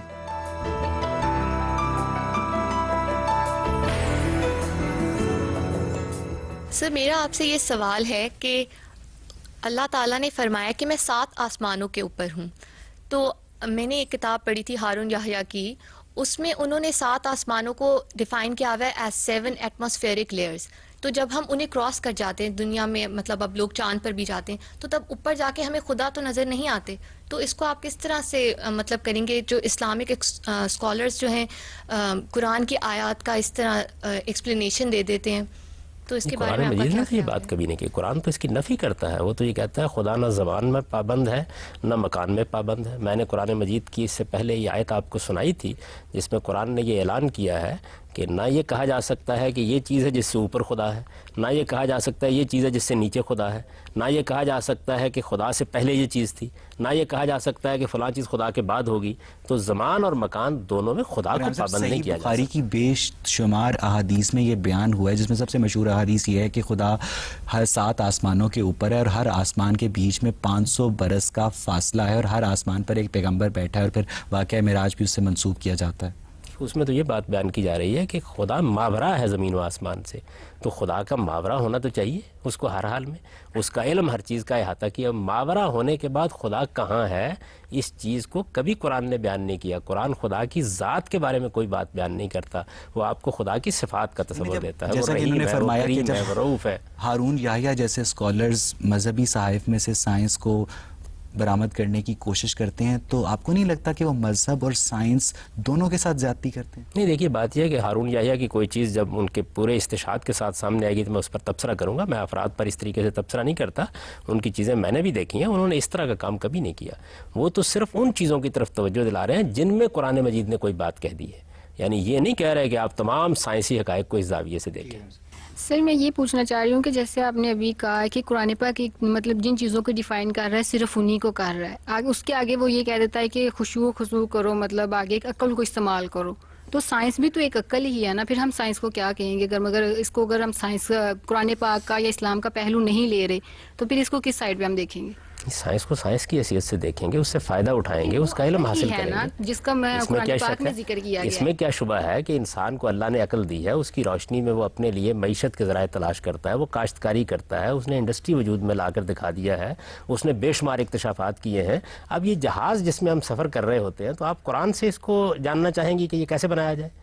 یہ انسان نے اپنی عقل کو استعمال کیا، یہ قرآن کا موضوع ہی نہیں. غانم صاحب سورہ بقرہ کی آیت نمبر 29 میں بیان کیا گیا ہے کہ پہلے زمین بنائی گئی، پھر آسمانوں کی طرف خدا متوجہ ہوا بنانے کے لیے، اور پھر 7 آسمان بنا دیے گئے. پھر آیت ایک سورت نازیات میں آیت نمبر 27 سے لے کر 29 تک بیان کیا گیا ہے کہ پہلے آسمان بنایا گیا اور پھر زمین بچھا دی گئی. پھر ایک تیسری سورت کی آیت نمبر 30 میں بیان کیا گیا سورہ انبیاء کی کہ زمین اور آسمان ملے ہوئے تھے، پھر ان کو جدا کر دیا گیا. یہ اگر ہم مذہبی نقطہ نظر سے دیکھیں تو یہ تینوں باتیں آپس میں کانٹراڈکٹ کر رہی ہیں.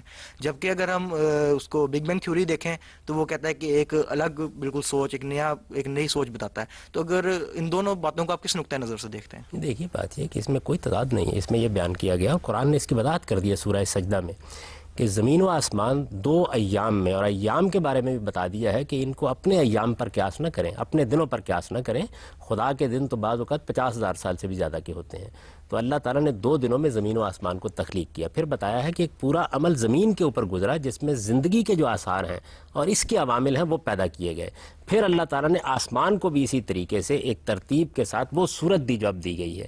تو یہ چیز ہے جس کو بیان کیا گیا. اب قرآن مجید کہیں اس کے اس حصے کو بیان کر دیتا ہے، کہیں اس حصے کو بیان کر دیتا ہے. وہ کوئی سائنسی بیان نہیں دے رہا ہوتا، بلکہ آپ کو اللہ کی آیات کی طرف توجہ دلا رہا ہوتا ہے. مگر بات میری یہ کہ دیکھیں 3 جگہ، یعنی کہ ایک جگہ بھی نہیں 3 جگہ کانٹراڈکشن آ رہی ہے کہ پہلے کہا گیا کہ پہلے زمین بنائے گی پھر آسمان بنایا گیا، پھر کہیں کہا گیا کہیں آسمان بچھایا گیا، اپنے ذہن سے یہ بات فرض کر لیتے ہیں. سورہ بقرہ کی آیت پڑھی، اس میں کہا گیا ہے، اس میں یہ بیان کیا گیا ہے کہ پروردگار نے زمین کو تمہارے لیے بنایا، اس میں اپنی ساری نعمتیں رکھیں اور پھر آسمان کی طرف متوجہ ہوا اور اس کو بھی استوار کر دیا. یہ بالکل اسی پروسیس کا بیان ہے.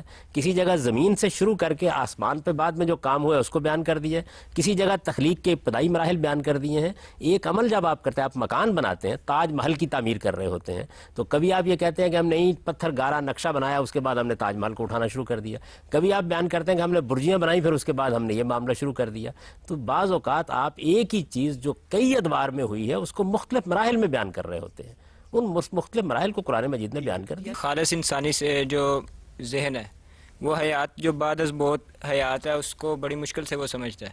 لیکن سورۃ بقرہ کی آیت نمبر 260 میں ہے کہ حضرت ابراہیم نے بھی اس وقت تک یقین نہ کیا اس بات پہ جب تک انہوں نے جانوروں کو زندہ ہوتے نہ دیکھا.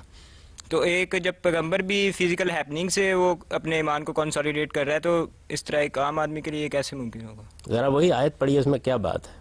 جیسے ہی انہوں نے یہ سوال کیا، پہلا اس کا سوال اللہ تعالیٰ کا یہ تھا کہ کیا تم ایمان نہیں رکھتے؟ تو انہوں نے کہا کہ نہیں، پورا ایمان رکھتا ہوں میں، اس میں تو کوئی سوال نہیں، اطمینان قلب کے لیے پوچھ رہا ہوں. تو اطمینان قلب کی تو کوئی حد نہیں ہے. تو اس وجہ سے ہم علم و عقل کی بنیاد پر مطالبہ ایک عام آدمی کر دے تو یہ بات یہ ہے کہ عام آدمی مطالبے کرتا رہتا ہے بہت سے. اللہ تعالیٰ بہت سے مطالبات پورے کرتے ہیں. اللہ تعالیٰ تو کہتے ہیں کہ ہم عام انسانوں کو بھی آفاق اور انفس میں اپنی آیات دکھاتے ہیں. میں تو کہتا ہوں اس وقت سائنس نے جو اکتشافات کیے ہیں اور جس سے غیر معمولی مذہبی حقیقتیں واضح ہوئی ہیں, یہ سب بھی اللہ تعالیٰ کی طرف سے انسان کا مطالبہ ہے جس کو پورا کر دیا اللہ تعالیٰ نے. قلب کوئی دو مختلف چیزیں ہیں. جی بالکل, اس میں کیا شک ہے. دیکھیے میں عقلی لحاظ سے ایک چیز پر مطمئن ہو جاتا ہوں, اس کے بعد میں یہ چاہتا ہوں کہ مجھے اس میں مزید یقین حاصل ہو جائے. سائنس میں ایسا ہی ہوتا ہے, بعض اوقات ایک نظریہ پیش کیا جاتا ہے, آپ اس پہ یقین کرتے ہیں. ایک عام آدمی تو پھر اطمینان قلب حاصل نہیں کر سکتا. عام آدمی بھی اطمینان قلب حاصل کرتا ہے, اس کو بھی اللہ نے اتنی عقل دی ہے, اتنا علم دیا ہے. ایک عام آدمی یہ مطالبہ نہیں کر سکتا کہ خدا سے کہ تم میرے سامنے مردوں کو زندہ کرو تاکہ میں اطمینان قلب حاصل کروں. پیغمبر تو کر سکتا. میں تو عرض کر رہا ہوں کہ عام آدمی کے مطالبات تھے جس کو اللہ تعالیٰ نے سائنسی اکتشافات سے دیکھیے کس شان کے ساتھ پورا کیا ہے. ہم لوگوں کو بتانے کی کوشش کرتے تھے کہ ایک وقت آئے گا آپ کا سارا ریکارڈ مرتب کر کے پیش کر دیا جائے گا. لوگ تعجب کرتے تھے آپ کمپیوٹر میں آپ وہی کچھ کر رہے ہیں. تو اللہ تعالیٰ آفاق میں بھی اپنی نشانیاں دکھاتے ہیں, انفس میں بھی دکھاتے ہیں. اللہ تعالیٰ قیامت کے دن یہ بات ہوگی کہ ہمارا ریکارڈ ہوگا. سائنٹیفکلی یہ بات پروف ہو چکی ہے کہ ہم جب کچھ بولتے ہیں تو وہ اب ہمارے جو الفاظ ہیں, یہ ورڈز ہیں, وہ ہوا میں یا ایئر میں وہ ریکارڈ ہو جاتے ہیں. تو آپ اس کو کیسے ریلیٹ کریں گے اس بات سے؟ میں نے اسی کی طرف توجہ دلائی ہے. یہ پوچھ رہے تھے کہ ہمارے اطمینان قلب کے لیے کیا ہوتا ہے. میں کہتا ہوں کہ اس زمانے میں تو اللہ تعالیٰ نے ایسی نشانیاں اپنی دکھا دی ہیں کہ وہ اطمینان قلب ہی کا نہیں, اس سے آگے بھی کچھ چیزوں کا ذریعہ بن رہی ہیں. تو اللہ تعالیٰ عام لوگوں کے لیے بھی کرتا ہے, پیغمبر کے ساتھ براہ راست مکالمہ ہو جاتا ہے. ہمارے لیے اللہ تعالیٰ اپنی آیات نمایاں کرتا رہتا ہے. اس کو قرآن نے بیان کیا ہے کہ ان قریب ہم تمہیں آفاق میں بھی اپنی نشانیاں دکھائیں گے اور تمہارے اپنے وجود میں بھی اپنی نشانیاں دکھائیں گے. کہہ سکتے ہیں نا کہ سائنس کو آپ مذہب سے یا اسلام سے آپ علیحدہ کر دو, تو اس بات سے تو یہی چیز ہوگی نا کہ وہ دونوں. یہ کسی نے نہیں کہا کہ آپ فلاں کو فلاں سے علیحدہ کر دو, یہ بتایا جا رہا ہے دونوں کا موضوع الگ الگ ہے. مذہب کا موضوع یہ ہے کہ وہ آپ کے اخلاق کی تطہیر کرے, آپ کے وجود کا تزکیہ کرے, آپ کو قیامت میں کامیابی کے قابل بنائے. وہ اخلاقی چیزوں کو اپنا موضوع بناتا ہے.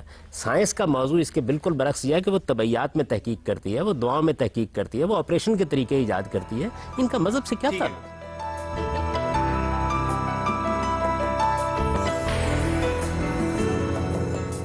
غامدی صاحب آپ نے یہ بات کی ہے کہ آپ نے سب سے پہلے کہا تھا کہ قرآن مجید جو ہے ایک مکمل کتاب ہے, ٹھیک ہے, ہر ایک کا الگ پرسیپشن ہوتا ہے قرآن مجید کو لینے میں. اسی طرح قرآن مجید میں آیا ہوا ہے کہ کائنات جو ہے ہم نے پیدا کی اور انسان کا ہے کہ وہ اب اس کو ڈسکور کرے. تو کائنات کے اندر پورا سائنس نہیں آتا. ڈونٹ یو تھنک, آپ دونوں کو کہہ رہے ہیں الگ موضوع ہے, ٹھیک ہے, لیکن don't you think science is in Islam? You are totally negating Islam and you are separating the both sects, although they are not separated. What do you have to say about it? دیکھیے جتنی باتیں آپ نے میری طرف منسوب کی ان میں سے میں نے ایک بات بھی نہیں کہی. نہ قرآن مجید میں ہے, نہ قرآن مجید میں, میری گزارش سن لیں. یہ کہ قرآن مجید ایک مکمل کتاب ہے, میں نے یہ کہا ہے کہ قرآن مجید اپنے موضوع کے لحاظ سے کامل کتاب ہے.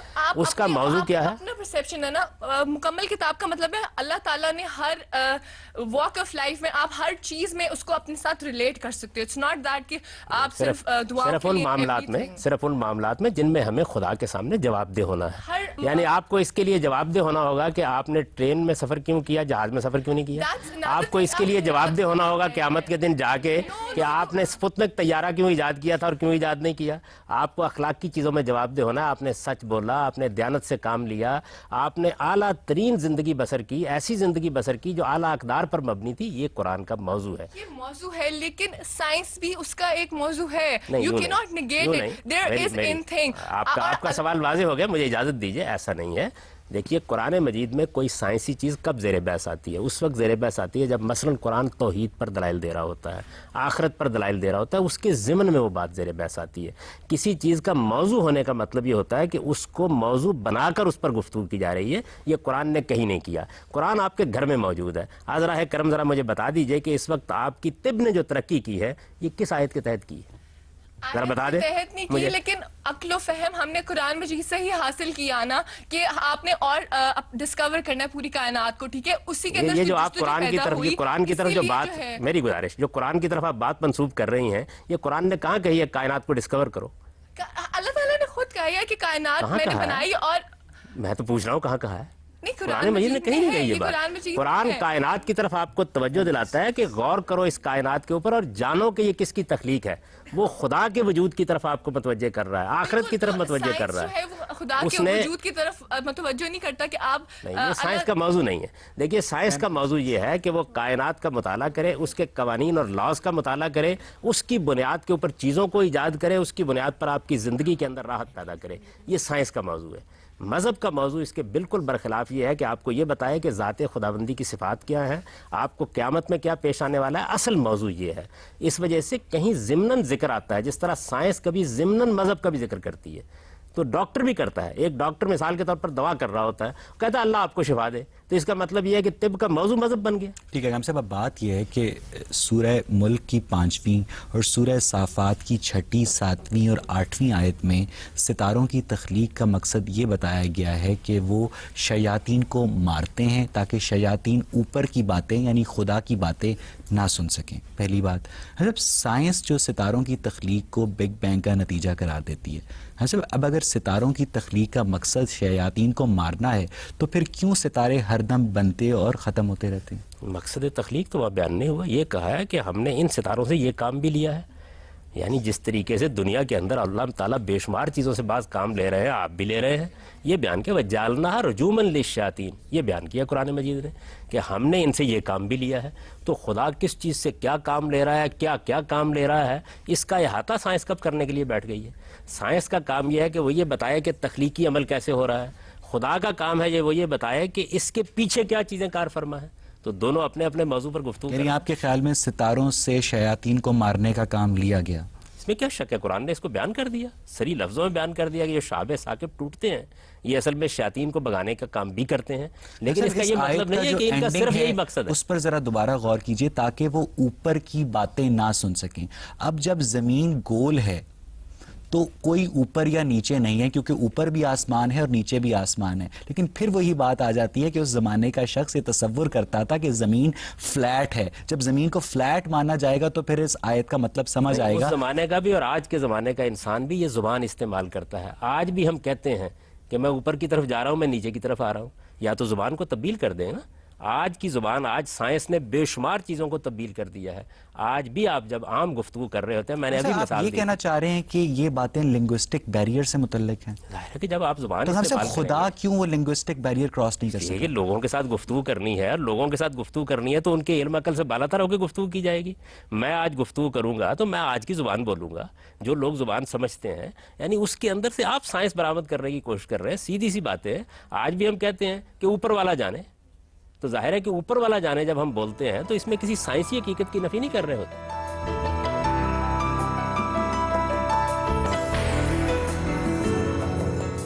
سر معراج شریف جو ہے ایسا واقعہ ہے جس کو عقل ماننے کو تیار نہیں, تو آپ اس کو سائنس میں کس نظر سے دیکھتے ہیں جب آپ کہتے ہیں ایک پیغمبر کو خدا نے اگر ایک چیز کا مشاہدہ کرایا تو خدا نے کرایا ہے. سائنس کا کام طبیعیات کا علم ہے. یہ دیکھیے یہ وہی غلطی ہے. سائنس کا یہ کام ہی نہیں ہے, وہ غلط چیز میں دخل دے رہی ہے. سائنس کا کام یہ ہے کہ طبعی قوانین کے تحت جو کچھ ہوتا ہے اس کو سمجھے. اس سے بالا تر ہے خدا کی ہستی, وہ جس طرح چاہے ان قوانین کو توڑ دے, اس کے مطابق جو جی چاہے کرے. سر سورہ فجر میں اس کی آیت نمبر 6 اور 7 میں قوم عاد کا ذکر کیا گیا ہے. تو قوم عاد کے لوگ جو ان سے تھے وہ قامت گد تھے.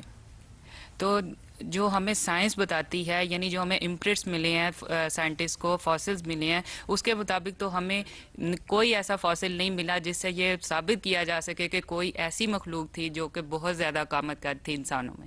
تو سر آپ ایسی کوئی بات نہیں کہی, یہ بتایا ہے سورہ فجر میں. سر سورہ فجر کے الفاظ پڑھیے, بتائیے کہاں کہا گیا اس میں کہ ان کی قامت کوئی عام انسانوں سے مختلف تھی. سر آپ اس چیز کو بہتر جانتے ہیں, اور اس چیز کو ہم نے کئی جگہ سنا ہے. نہیں, آپ نے سنا تو آپ کو پڑھ بھی لینا چاہیے تھا. قرآن مجید نے ایسی کوئی بات نہیں کہی. نہیں سر, یہ بات ہے کہ قامت قد کے لوگ جو ان سے تھے, جب آپ جاتے ہیں کہ قوم عاد کی ہسٹری پڑھیں تو یہ بات کئی جگہ پر آئی ہے کہ جو لوگ تھے وہ قامت قد تھے. ہسٹری میں کیا آیا ہے, لیکن وہ تھی وہ ایک الگ چیز ہے. قرآن مجید نے جو بات کہی ہے وہ یہ ہے کہ وہ بڑی ہی غیر معمولی قوم تھی, یہ ضرور کہا ہے. اور یہ ضرور کہا ہے کہ لم یخلق مثلھا فی البلاد, اس سے پہلے ایسی جسمانی قوت والی قوم कोई नहीं हुई, ये बात कही है, लेकिन उसमें कहीं नहीं कहा कि उनका कामत हमसे ज़्यादा था या कम था। इस तरह की कोई बात कुरान में है? गांधी साहब, अब मेरी इस बात से कम्प्लीटली एग्री करेंगे। कुरान पाक में ये एक आयत है जो कि ये बयान करी है कि अल्लाह ताला फरमा रहे हैं कि हमने इस दुनिया में जो जितने मखलूक़ात हैं उनको जोड़ों में पैदा किया। जबकि हम अगर अब जैसे जैसे हमारी नॉलेज बढ़ी और विद टाइम हमें ये वाज़े हो गया है कि इंसानों में भी सिर्फ 2 जिनसें नहीं होती, एक तीसरी जिन्स भी है। उसके अलावा अगर हम जानवरों में भी देखें, क्रीचर्स हैं, हमारे पास अर्थ फॉर्म है जो कि जिसमें मेल और फीमेल का कोई तस्वुर नहीं है, वो एक ही होता है जो कि खुद ब खुद रिप्रोड्यूस कर रहा है। हमारे पास और भी बहुत सी मिसालें हैं, हमारे पास स्टार फिशेज़ हैं जो फ्रेगमेंटेशन के थ्रू रिप्रोड्यूस करती हैं। तो इस बारे में आप क्या कहेंगे? क्या उस टाइम में कुरान पाक या इस्लाम को ये नहीं पता था कि दुनिया में ऐसे क्रीचर्स या ऐसी चीज़ें भी एग्जिस्ट करती हैं? कुरान मजीद को भी मालूम था, इंसान को भी मालूम था। एक अमूमी बयान होता है, हम कहते हैं दुनिया में मर्द और औरत है, इनसे गुफ्तगू करते हैं, तीसरी जिन्स का जिक्र नहीं करते।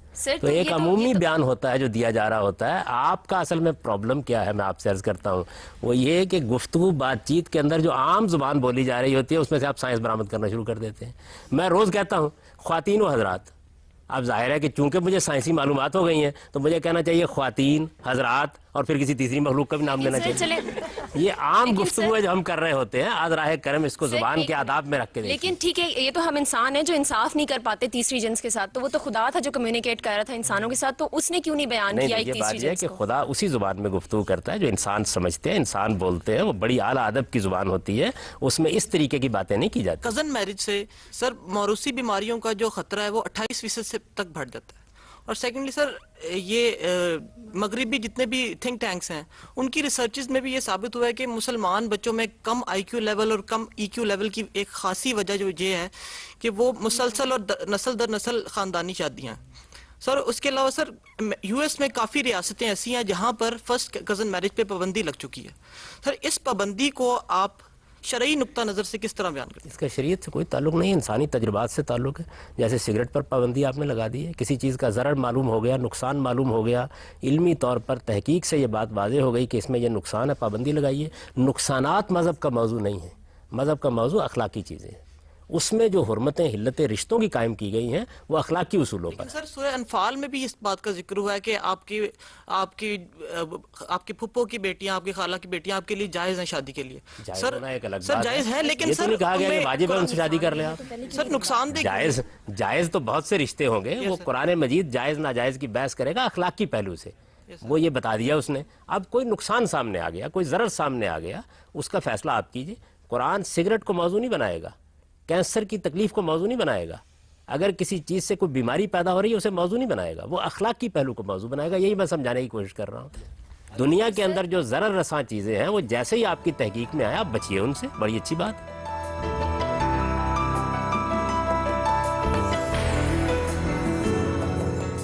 आप ये कहना चाह रहे हैं कि सिगरेट पीना मजहब नहीं मना कर रहा, वो ये मना कर रहा है कि अगर इससे नुकसान हो रहा है तो इसे छोड़ दो। मतलब हमें पहले फिर कुरान ने उस टाइम पे हमें ये अगर पता था, अगर मेरी बात पहले सुनने की कोशिश कीजिए, ये मजहब का मौजू नहीं, मजहब का मौजू अखलाकी नुकसान है, मजहब का मौजू जिस्मानी नुकसान नहीं है। जिस्मानी नुकसान आपको साइंस को बताना चाहिए, यानी फलां चीज आपके जिस्म के लिए ज़रर रसां है, ये साइंस बताएगी। फलां चीज आपके अखलाक के लिए ज़रर रसां है। अखलाकी मजहब है और कुरान पाक हमें सिर्फ इखलाकियात समझाता है, उसके अलावा उसका किसी चीज से कोई रिलेशन नहीं है। उसका ताल्लुक उन चीजों से है जिनके लिए हम खुदा के सामने कल जवाबदेह होंगे, वो हमारा अखलाकी वजूद है। सर हमें ये साल पहले तो ये चीज वाज़ेह थी, खुदा तो जानता था कि कजन मैरिजेस से नुकसान हो सकता है, तो उस वक्त ये चीज क्यों नहीं बयान की गई कि हराम है? खुदा तो ये भी जानता था कि जहाज कैसे बनेगा, खुदा ये भी जानता था कि गाड़ी कैसे वजूद में आएगी, उसने इनको मौजू नहीं बनाया, ये इंसानी अकल के लिए छोड़ दिया गया ताकि आप तहकीक करें। दुनिया में हर चीज़ खुदा अगर दे देता तो इंसान क्या करता? इंसान का काम है वो तहकीक करे, ज़मीन के ख़जानों को दरियाफ्त करे। बेशुमार बीमारियां जिनसे हम पहले वाकिफ़ नहीं थे आज वाकिफ़ हो गए हैं, उनके इलाज के तरीके हम आज से 50 साल पहले नहीं जानते थे, आज जानते हैं। ये सारी तरक्की है, तो खुदा तो जानता था ये सारी बातें, फिर उन्हें चाहिए था कि वो कैंसर का इलाज भी बता देते कुरान मजीद में, वो आपको ये भी बता देते कि हेपेटाइटिस कैसे होगा, उसकी किस्में कौन कौन सी होंगी, खुदा तो जानता था इन सब बातों। आप फरमा रहे हैं कि मजहब का मकसद इंसान की अखलाकी इस्लाह है, जिस्मानी इस्लाह नहीं, दुरुस्त। हम सब बात यह है कि जब हज़रत ईसा का वाक़या कुरान मजीद में हमें मिलता है कि वो बुर्स के मरीज़ ठीक कर देते थे, वो अंधेपन को दूर कर देते थे, तो इसका मतलब है कि अहले मजहब इंसान की जिस्मानी इस्लाह को भी ट्रीट कर रहे हैं। नहीं, वो मौजूदात थे, وہ سیدنا مسیح علیہ السلام ایک ایسی قوم کی طرف مبعوث ہوئے جس قوم پر خدا کا عذاب آنے والا تھا. اس سے پہلے ان کو غیر معمولی معجزات دیے گئے, ان میں یہ معجزہ بھی موجود تھا. یہ نہیں کہ وہ کوئی طبی طریقہ انہوں نے ایجاد کیا تھا یا کوئی علم ایجاد کیا تھا جس سے یہ کام کرتے تھے, وہ خدا کے اذن سے کرتے تھے. اس میں تو دیکھیے یہ بیان ہوا ہے کہ وہ مٹی کی ایک مورت بناتے تھے, فَيَنْفُخُ فِيهِ, اس میں پھونک دیتے تھے, وَيَكُونُ طَيْرًا بِإِذْنِ اللَّهِ, اور وہ ایک پرندہ بن کے اڑ جاتا تھا. تو یہ ایک غیر معمولی معجزات کا بیان ہے, پیغمبر کی صداقت کے دلائل بیان ہو رہے ہیں, اس میں کوئی طبی مسئلہ نہیں دے رہے بحث. صاحب آج آپ ایک 5 سال کے بچے کو بتائیں کہ تم ایک مٹی کا پتلا بناؤ اور اس میں پھونک مارو تو وہ اڑنے لگے گا, تو شاید وہ آپ کی بات تسلیم کرنے سے انکار کرتے, کیونکہ اس کی پرورش جس ماحول میں ہوئی ہے, جس سائنسی ماحول میں ہوئی ہے, اس کا علم اس بچے کا علم اس بات کی نفی کرتا ہے. ایسا اگر آپ 200 سال پہلے کسی بچے کو یہی بات کہیں تو وہ شاید اس بات کو تسلیم کر لے کہ کیوں اس نے بہت ساری ایسی دیومالائی داستانیں سنی ہوں گی. تو صاحب آپ کو نہیں لگتا کہ مذہب اور سائنس کی میوچل کمپیٹیبلٹی کسی صورت میں ممکن نہیں؟ اگر میں 200 سال کے کسی آدمی کو اٹھا کر یہ بتاؤں کہ اس وقت ہم یہاں بیٹھے ہوئے ہیں اور ہماری یہ گفتگو امریکہ میں بھی سنی جائے گی, وہ باور کر لے گا. یہ جو معجزہ اب ہو گیا ہے 200 سال بعد, یہ ذرا 200 سال پہلے کے آدمی کو بتائیے. یہ تو آپ کی سائنس نے کر ڈالا ہے. لیکن میں نے 200 سال پہلے کا ذکر کیا کہ آپ اس بچے کو بتائیں کہ ایک مٹی کا پتلا پھونک مارنے پہ اڑنے لگا. آپ جو بات کر رہے ہیں وہ اب 200 سال آگے کی بات کر رہے ہیں. میں جو بات کر رہا ہوں میں 1800 سال پیچھے لے کے جا رہا ہوں, جو حضرت مسیح کا زمانہ تھا. 1800 سال کے بعد یعنی بھی وہ بچہ تسلیم نہیں کر رہا اس کو. میں تو یہ عرض کر رہا ہوں کہ 1800 سال پیچھے لے جائیے اور ذرا موجودہ سائنسی حقائق تسلیم کروا کے دکھا دیجئے مجھے. یہ تو انسان کی کمزوری ہے کہ وہ بعض اوقات اپنے حاضر علم میں گرفتار ہو جاتا ہے. اس بچے کو میں بتاؤں گا کہ پہلے تو مجھ سے وہ دلائل مانگو جو خدا کے وجود کو بتاتے ہیں. یہ میں تمہیں بتاؤں گا قرآن خدا کی کتاب ہے, اس کے دلائل یہ ہیں, علمی اور عقلی طور پر یہ مانو. اس کے بعد جب یہ مانتے ہو کہ خدا اس کائنات کا خالق ہے تو یہ در حقیقت اس کا اعجاز ہے جو آگے چلتے ہیں. سورہ نمل میں حضرت سلیمان کی چیونٹیوں سے گفتگو کا ذکر ملتا ہے. حضرت ہارورڈ یونیورسٹی کے پروفیسر ایڈورڈ ولسن نے تحقیق کر کے بتایا ہے کہ جو چیونٹیاں ہوتی ہیں وہ آواز کے ذریعے نہیں بلکہ اسمیل یعنی خوشبو کے ذریعے کمیونیکیٹ کرتی ہیں. تو صاحب پھر کیا ہم اس قرآنی واقعے کو میٹافور سمجھنے میں حق بجانب ہیں؟ نہیں, تو قرآن مجید نے کہاں یہ کہا کہ وہ آواز کے ذریعے سے بات کرتی تھی. قرآن نے تو صرف یہ بتایا ہے کہ سیدنا سلیمان نے ان کی بات سمجھ لی.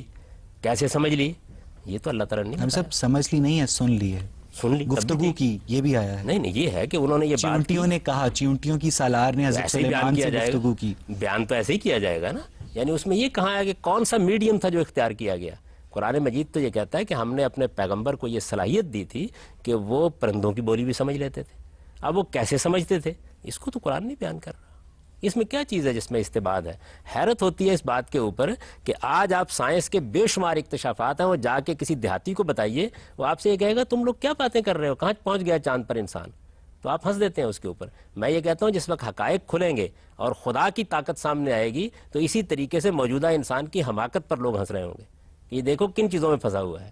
ذات خداوندی کو, یعنی جس نے یہ کائنات بنا دی, جس کے اندر اس نے وہ قوانین رکھ یعنی انسان اپنے موجودہ علم سے آسمانی صحائف میں موجود ہر بات کو سمجھ نہیں سکتا. نہیں سمجھ سکتا, بالکل سمجھ سکتا, بشرطے کہ وہ اپنے مشاہدے کا اسیر ہو کر نہ رہ جائے, وہ عقل سے کام لے, ان بنیادی مقدمات کو مانے.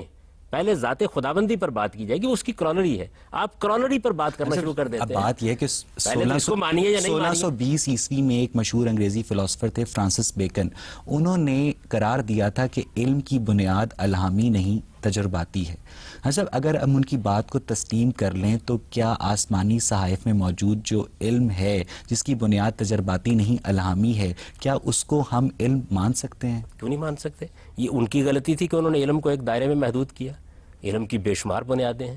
علم وہ بھی ہے کہ جو میری عقل اخذ کرتی ہے, علم وہ بھی ہے جو تاریخ سے مجھے حاصل ہوتا ہے, علم وہ بھی ہے جو میرا وجدان مجھے بتاتا ہے, علم وہ بھی ہے جو خدا کے پیغمبروں کے ذریعے سے ملا ہے.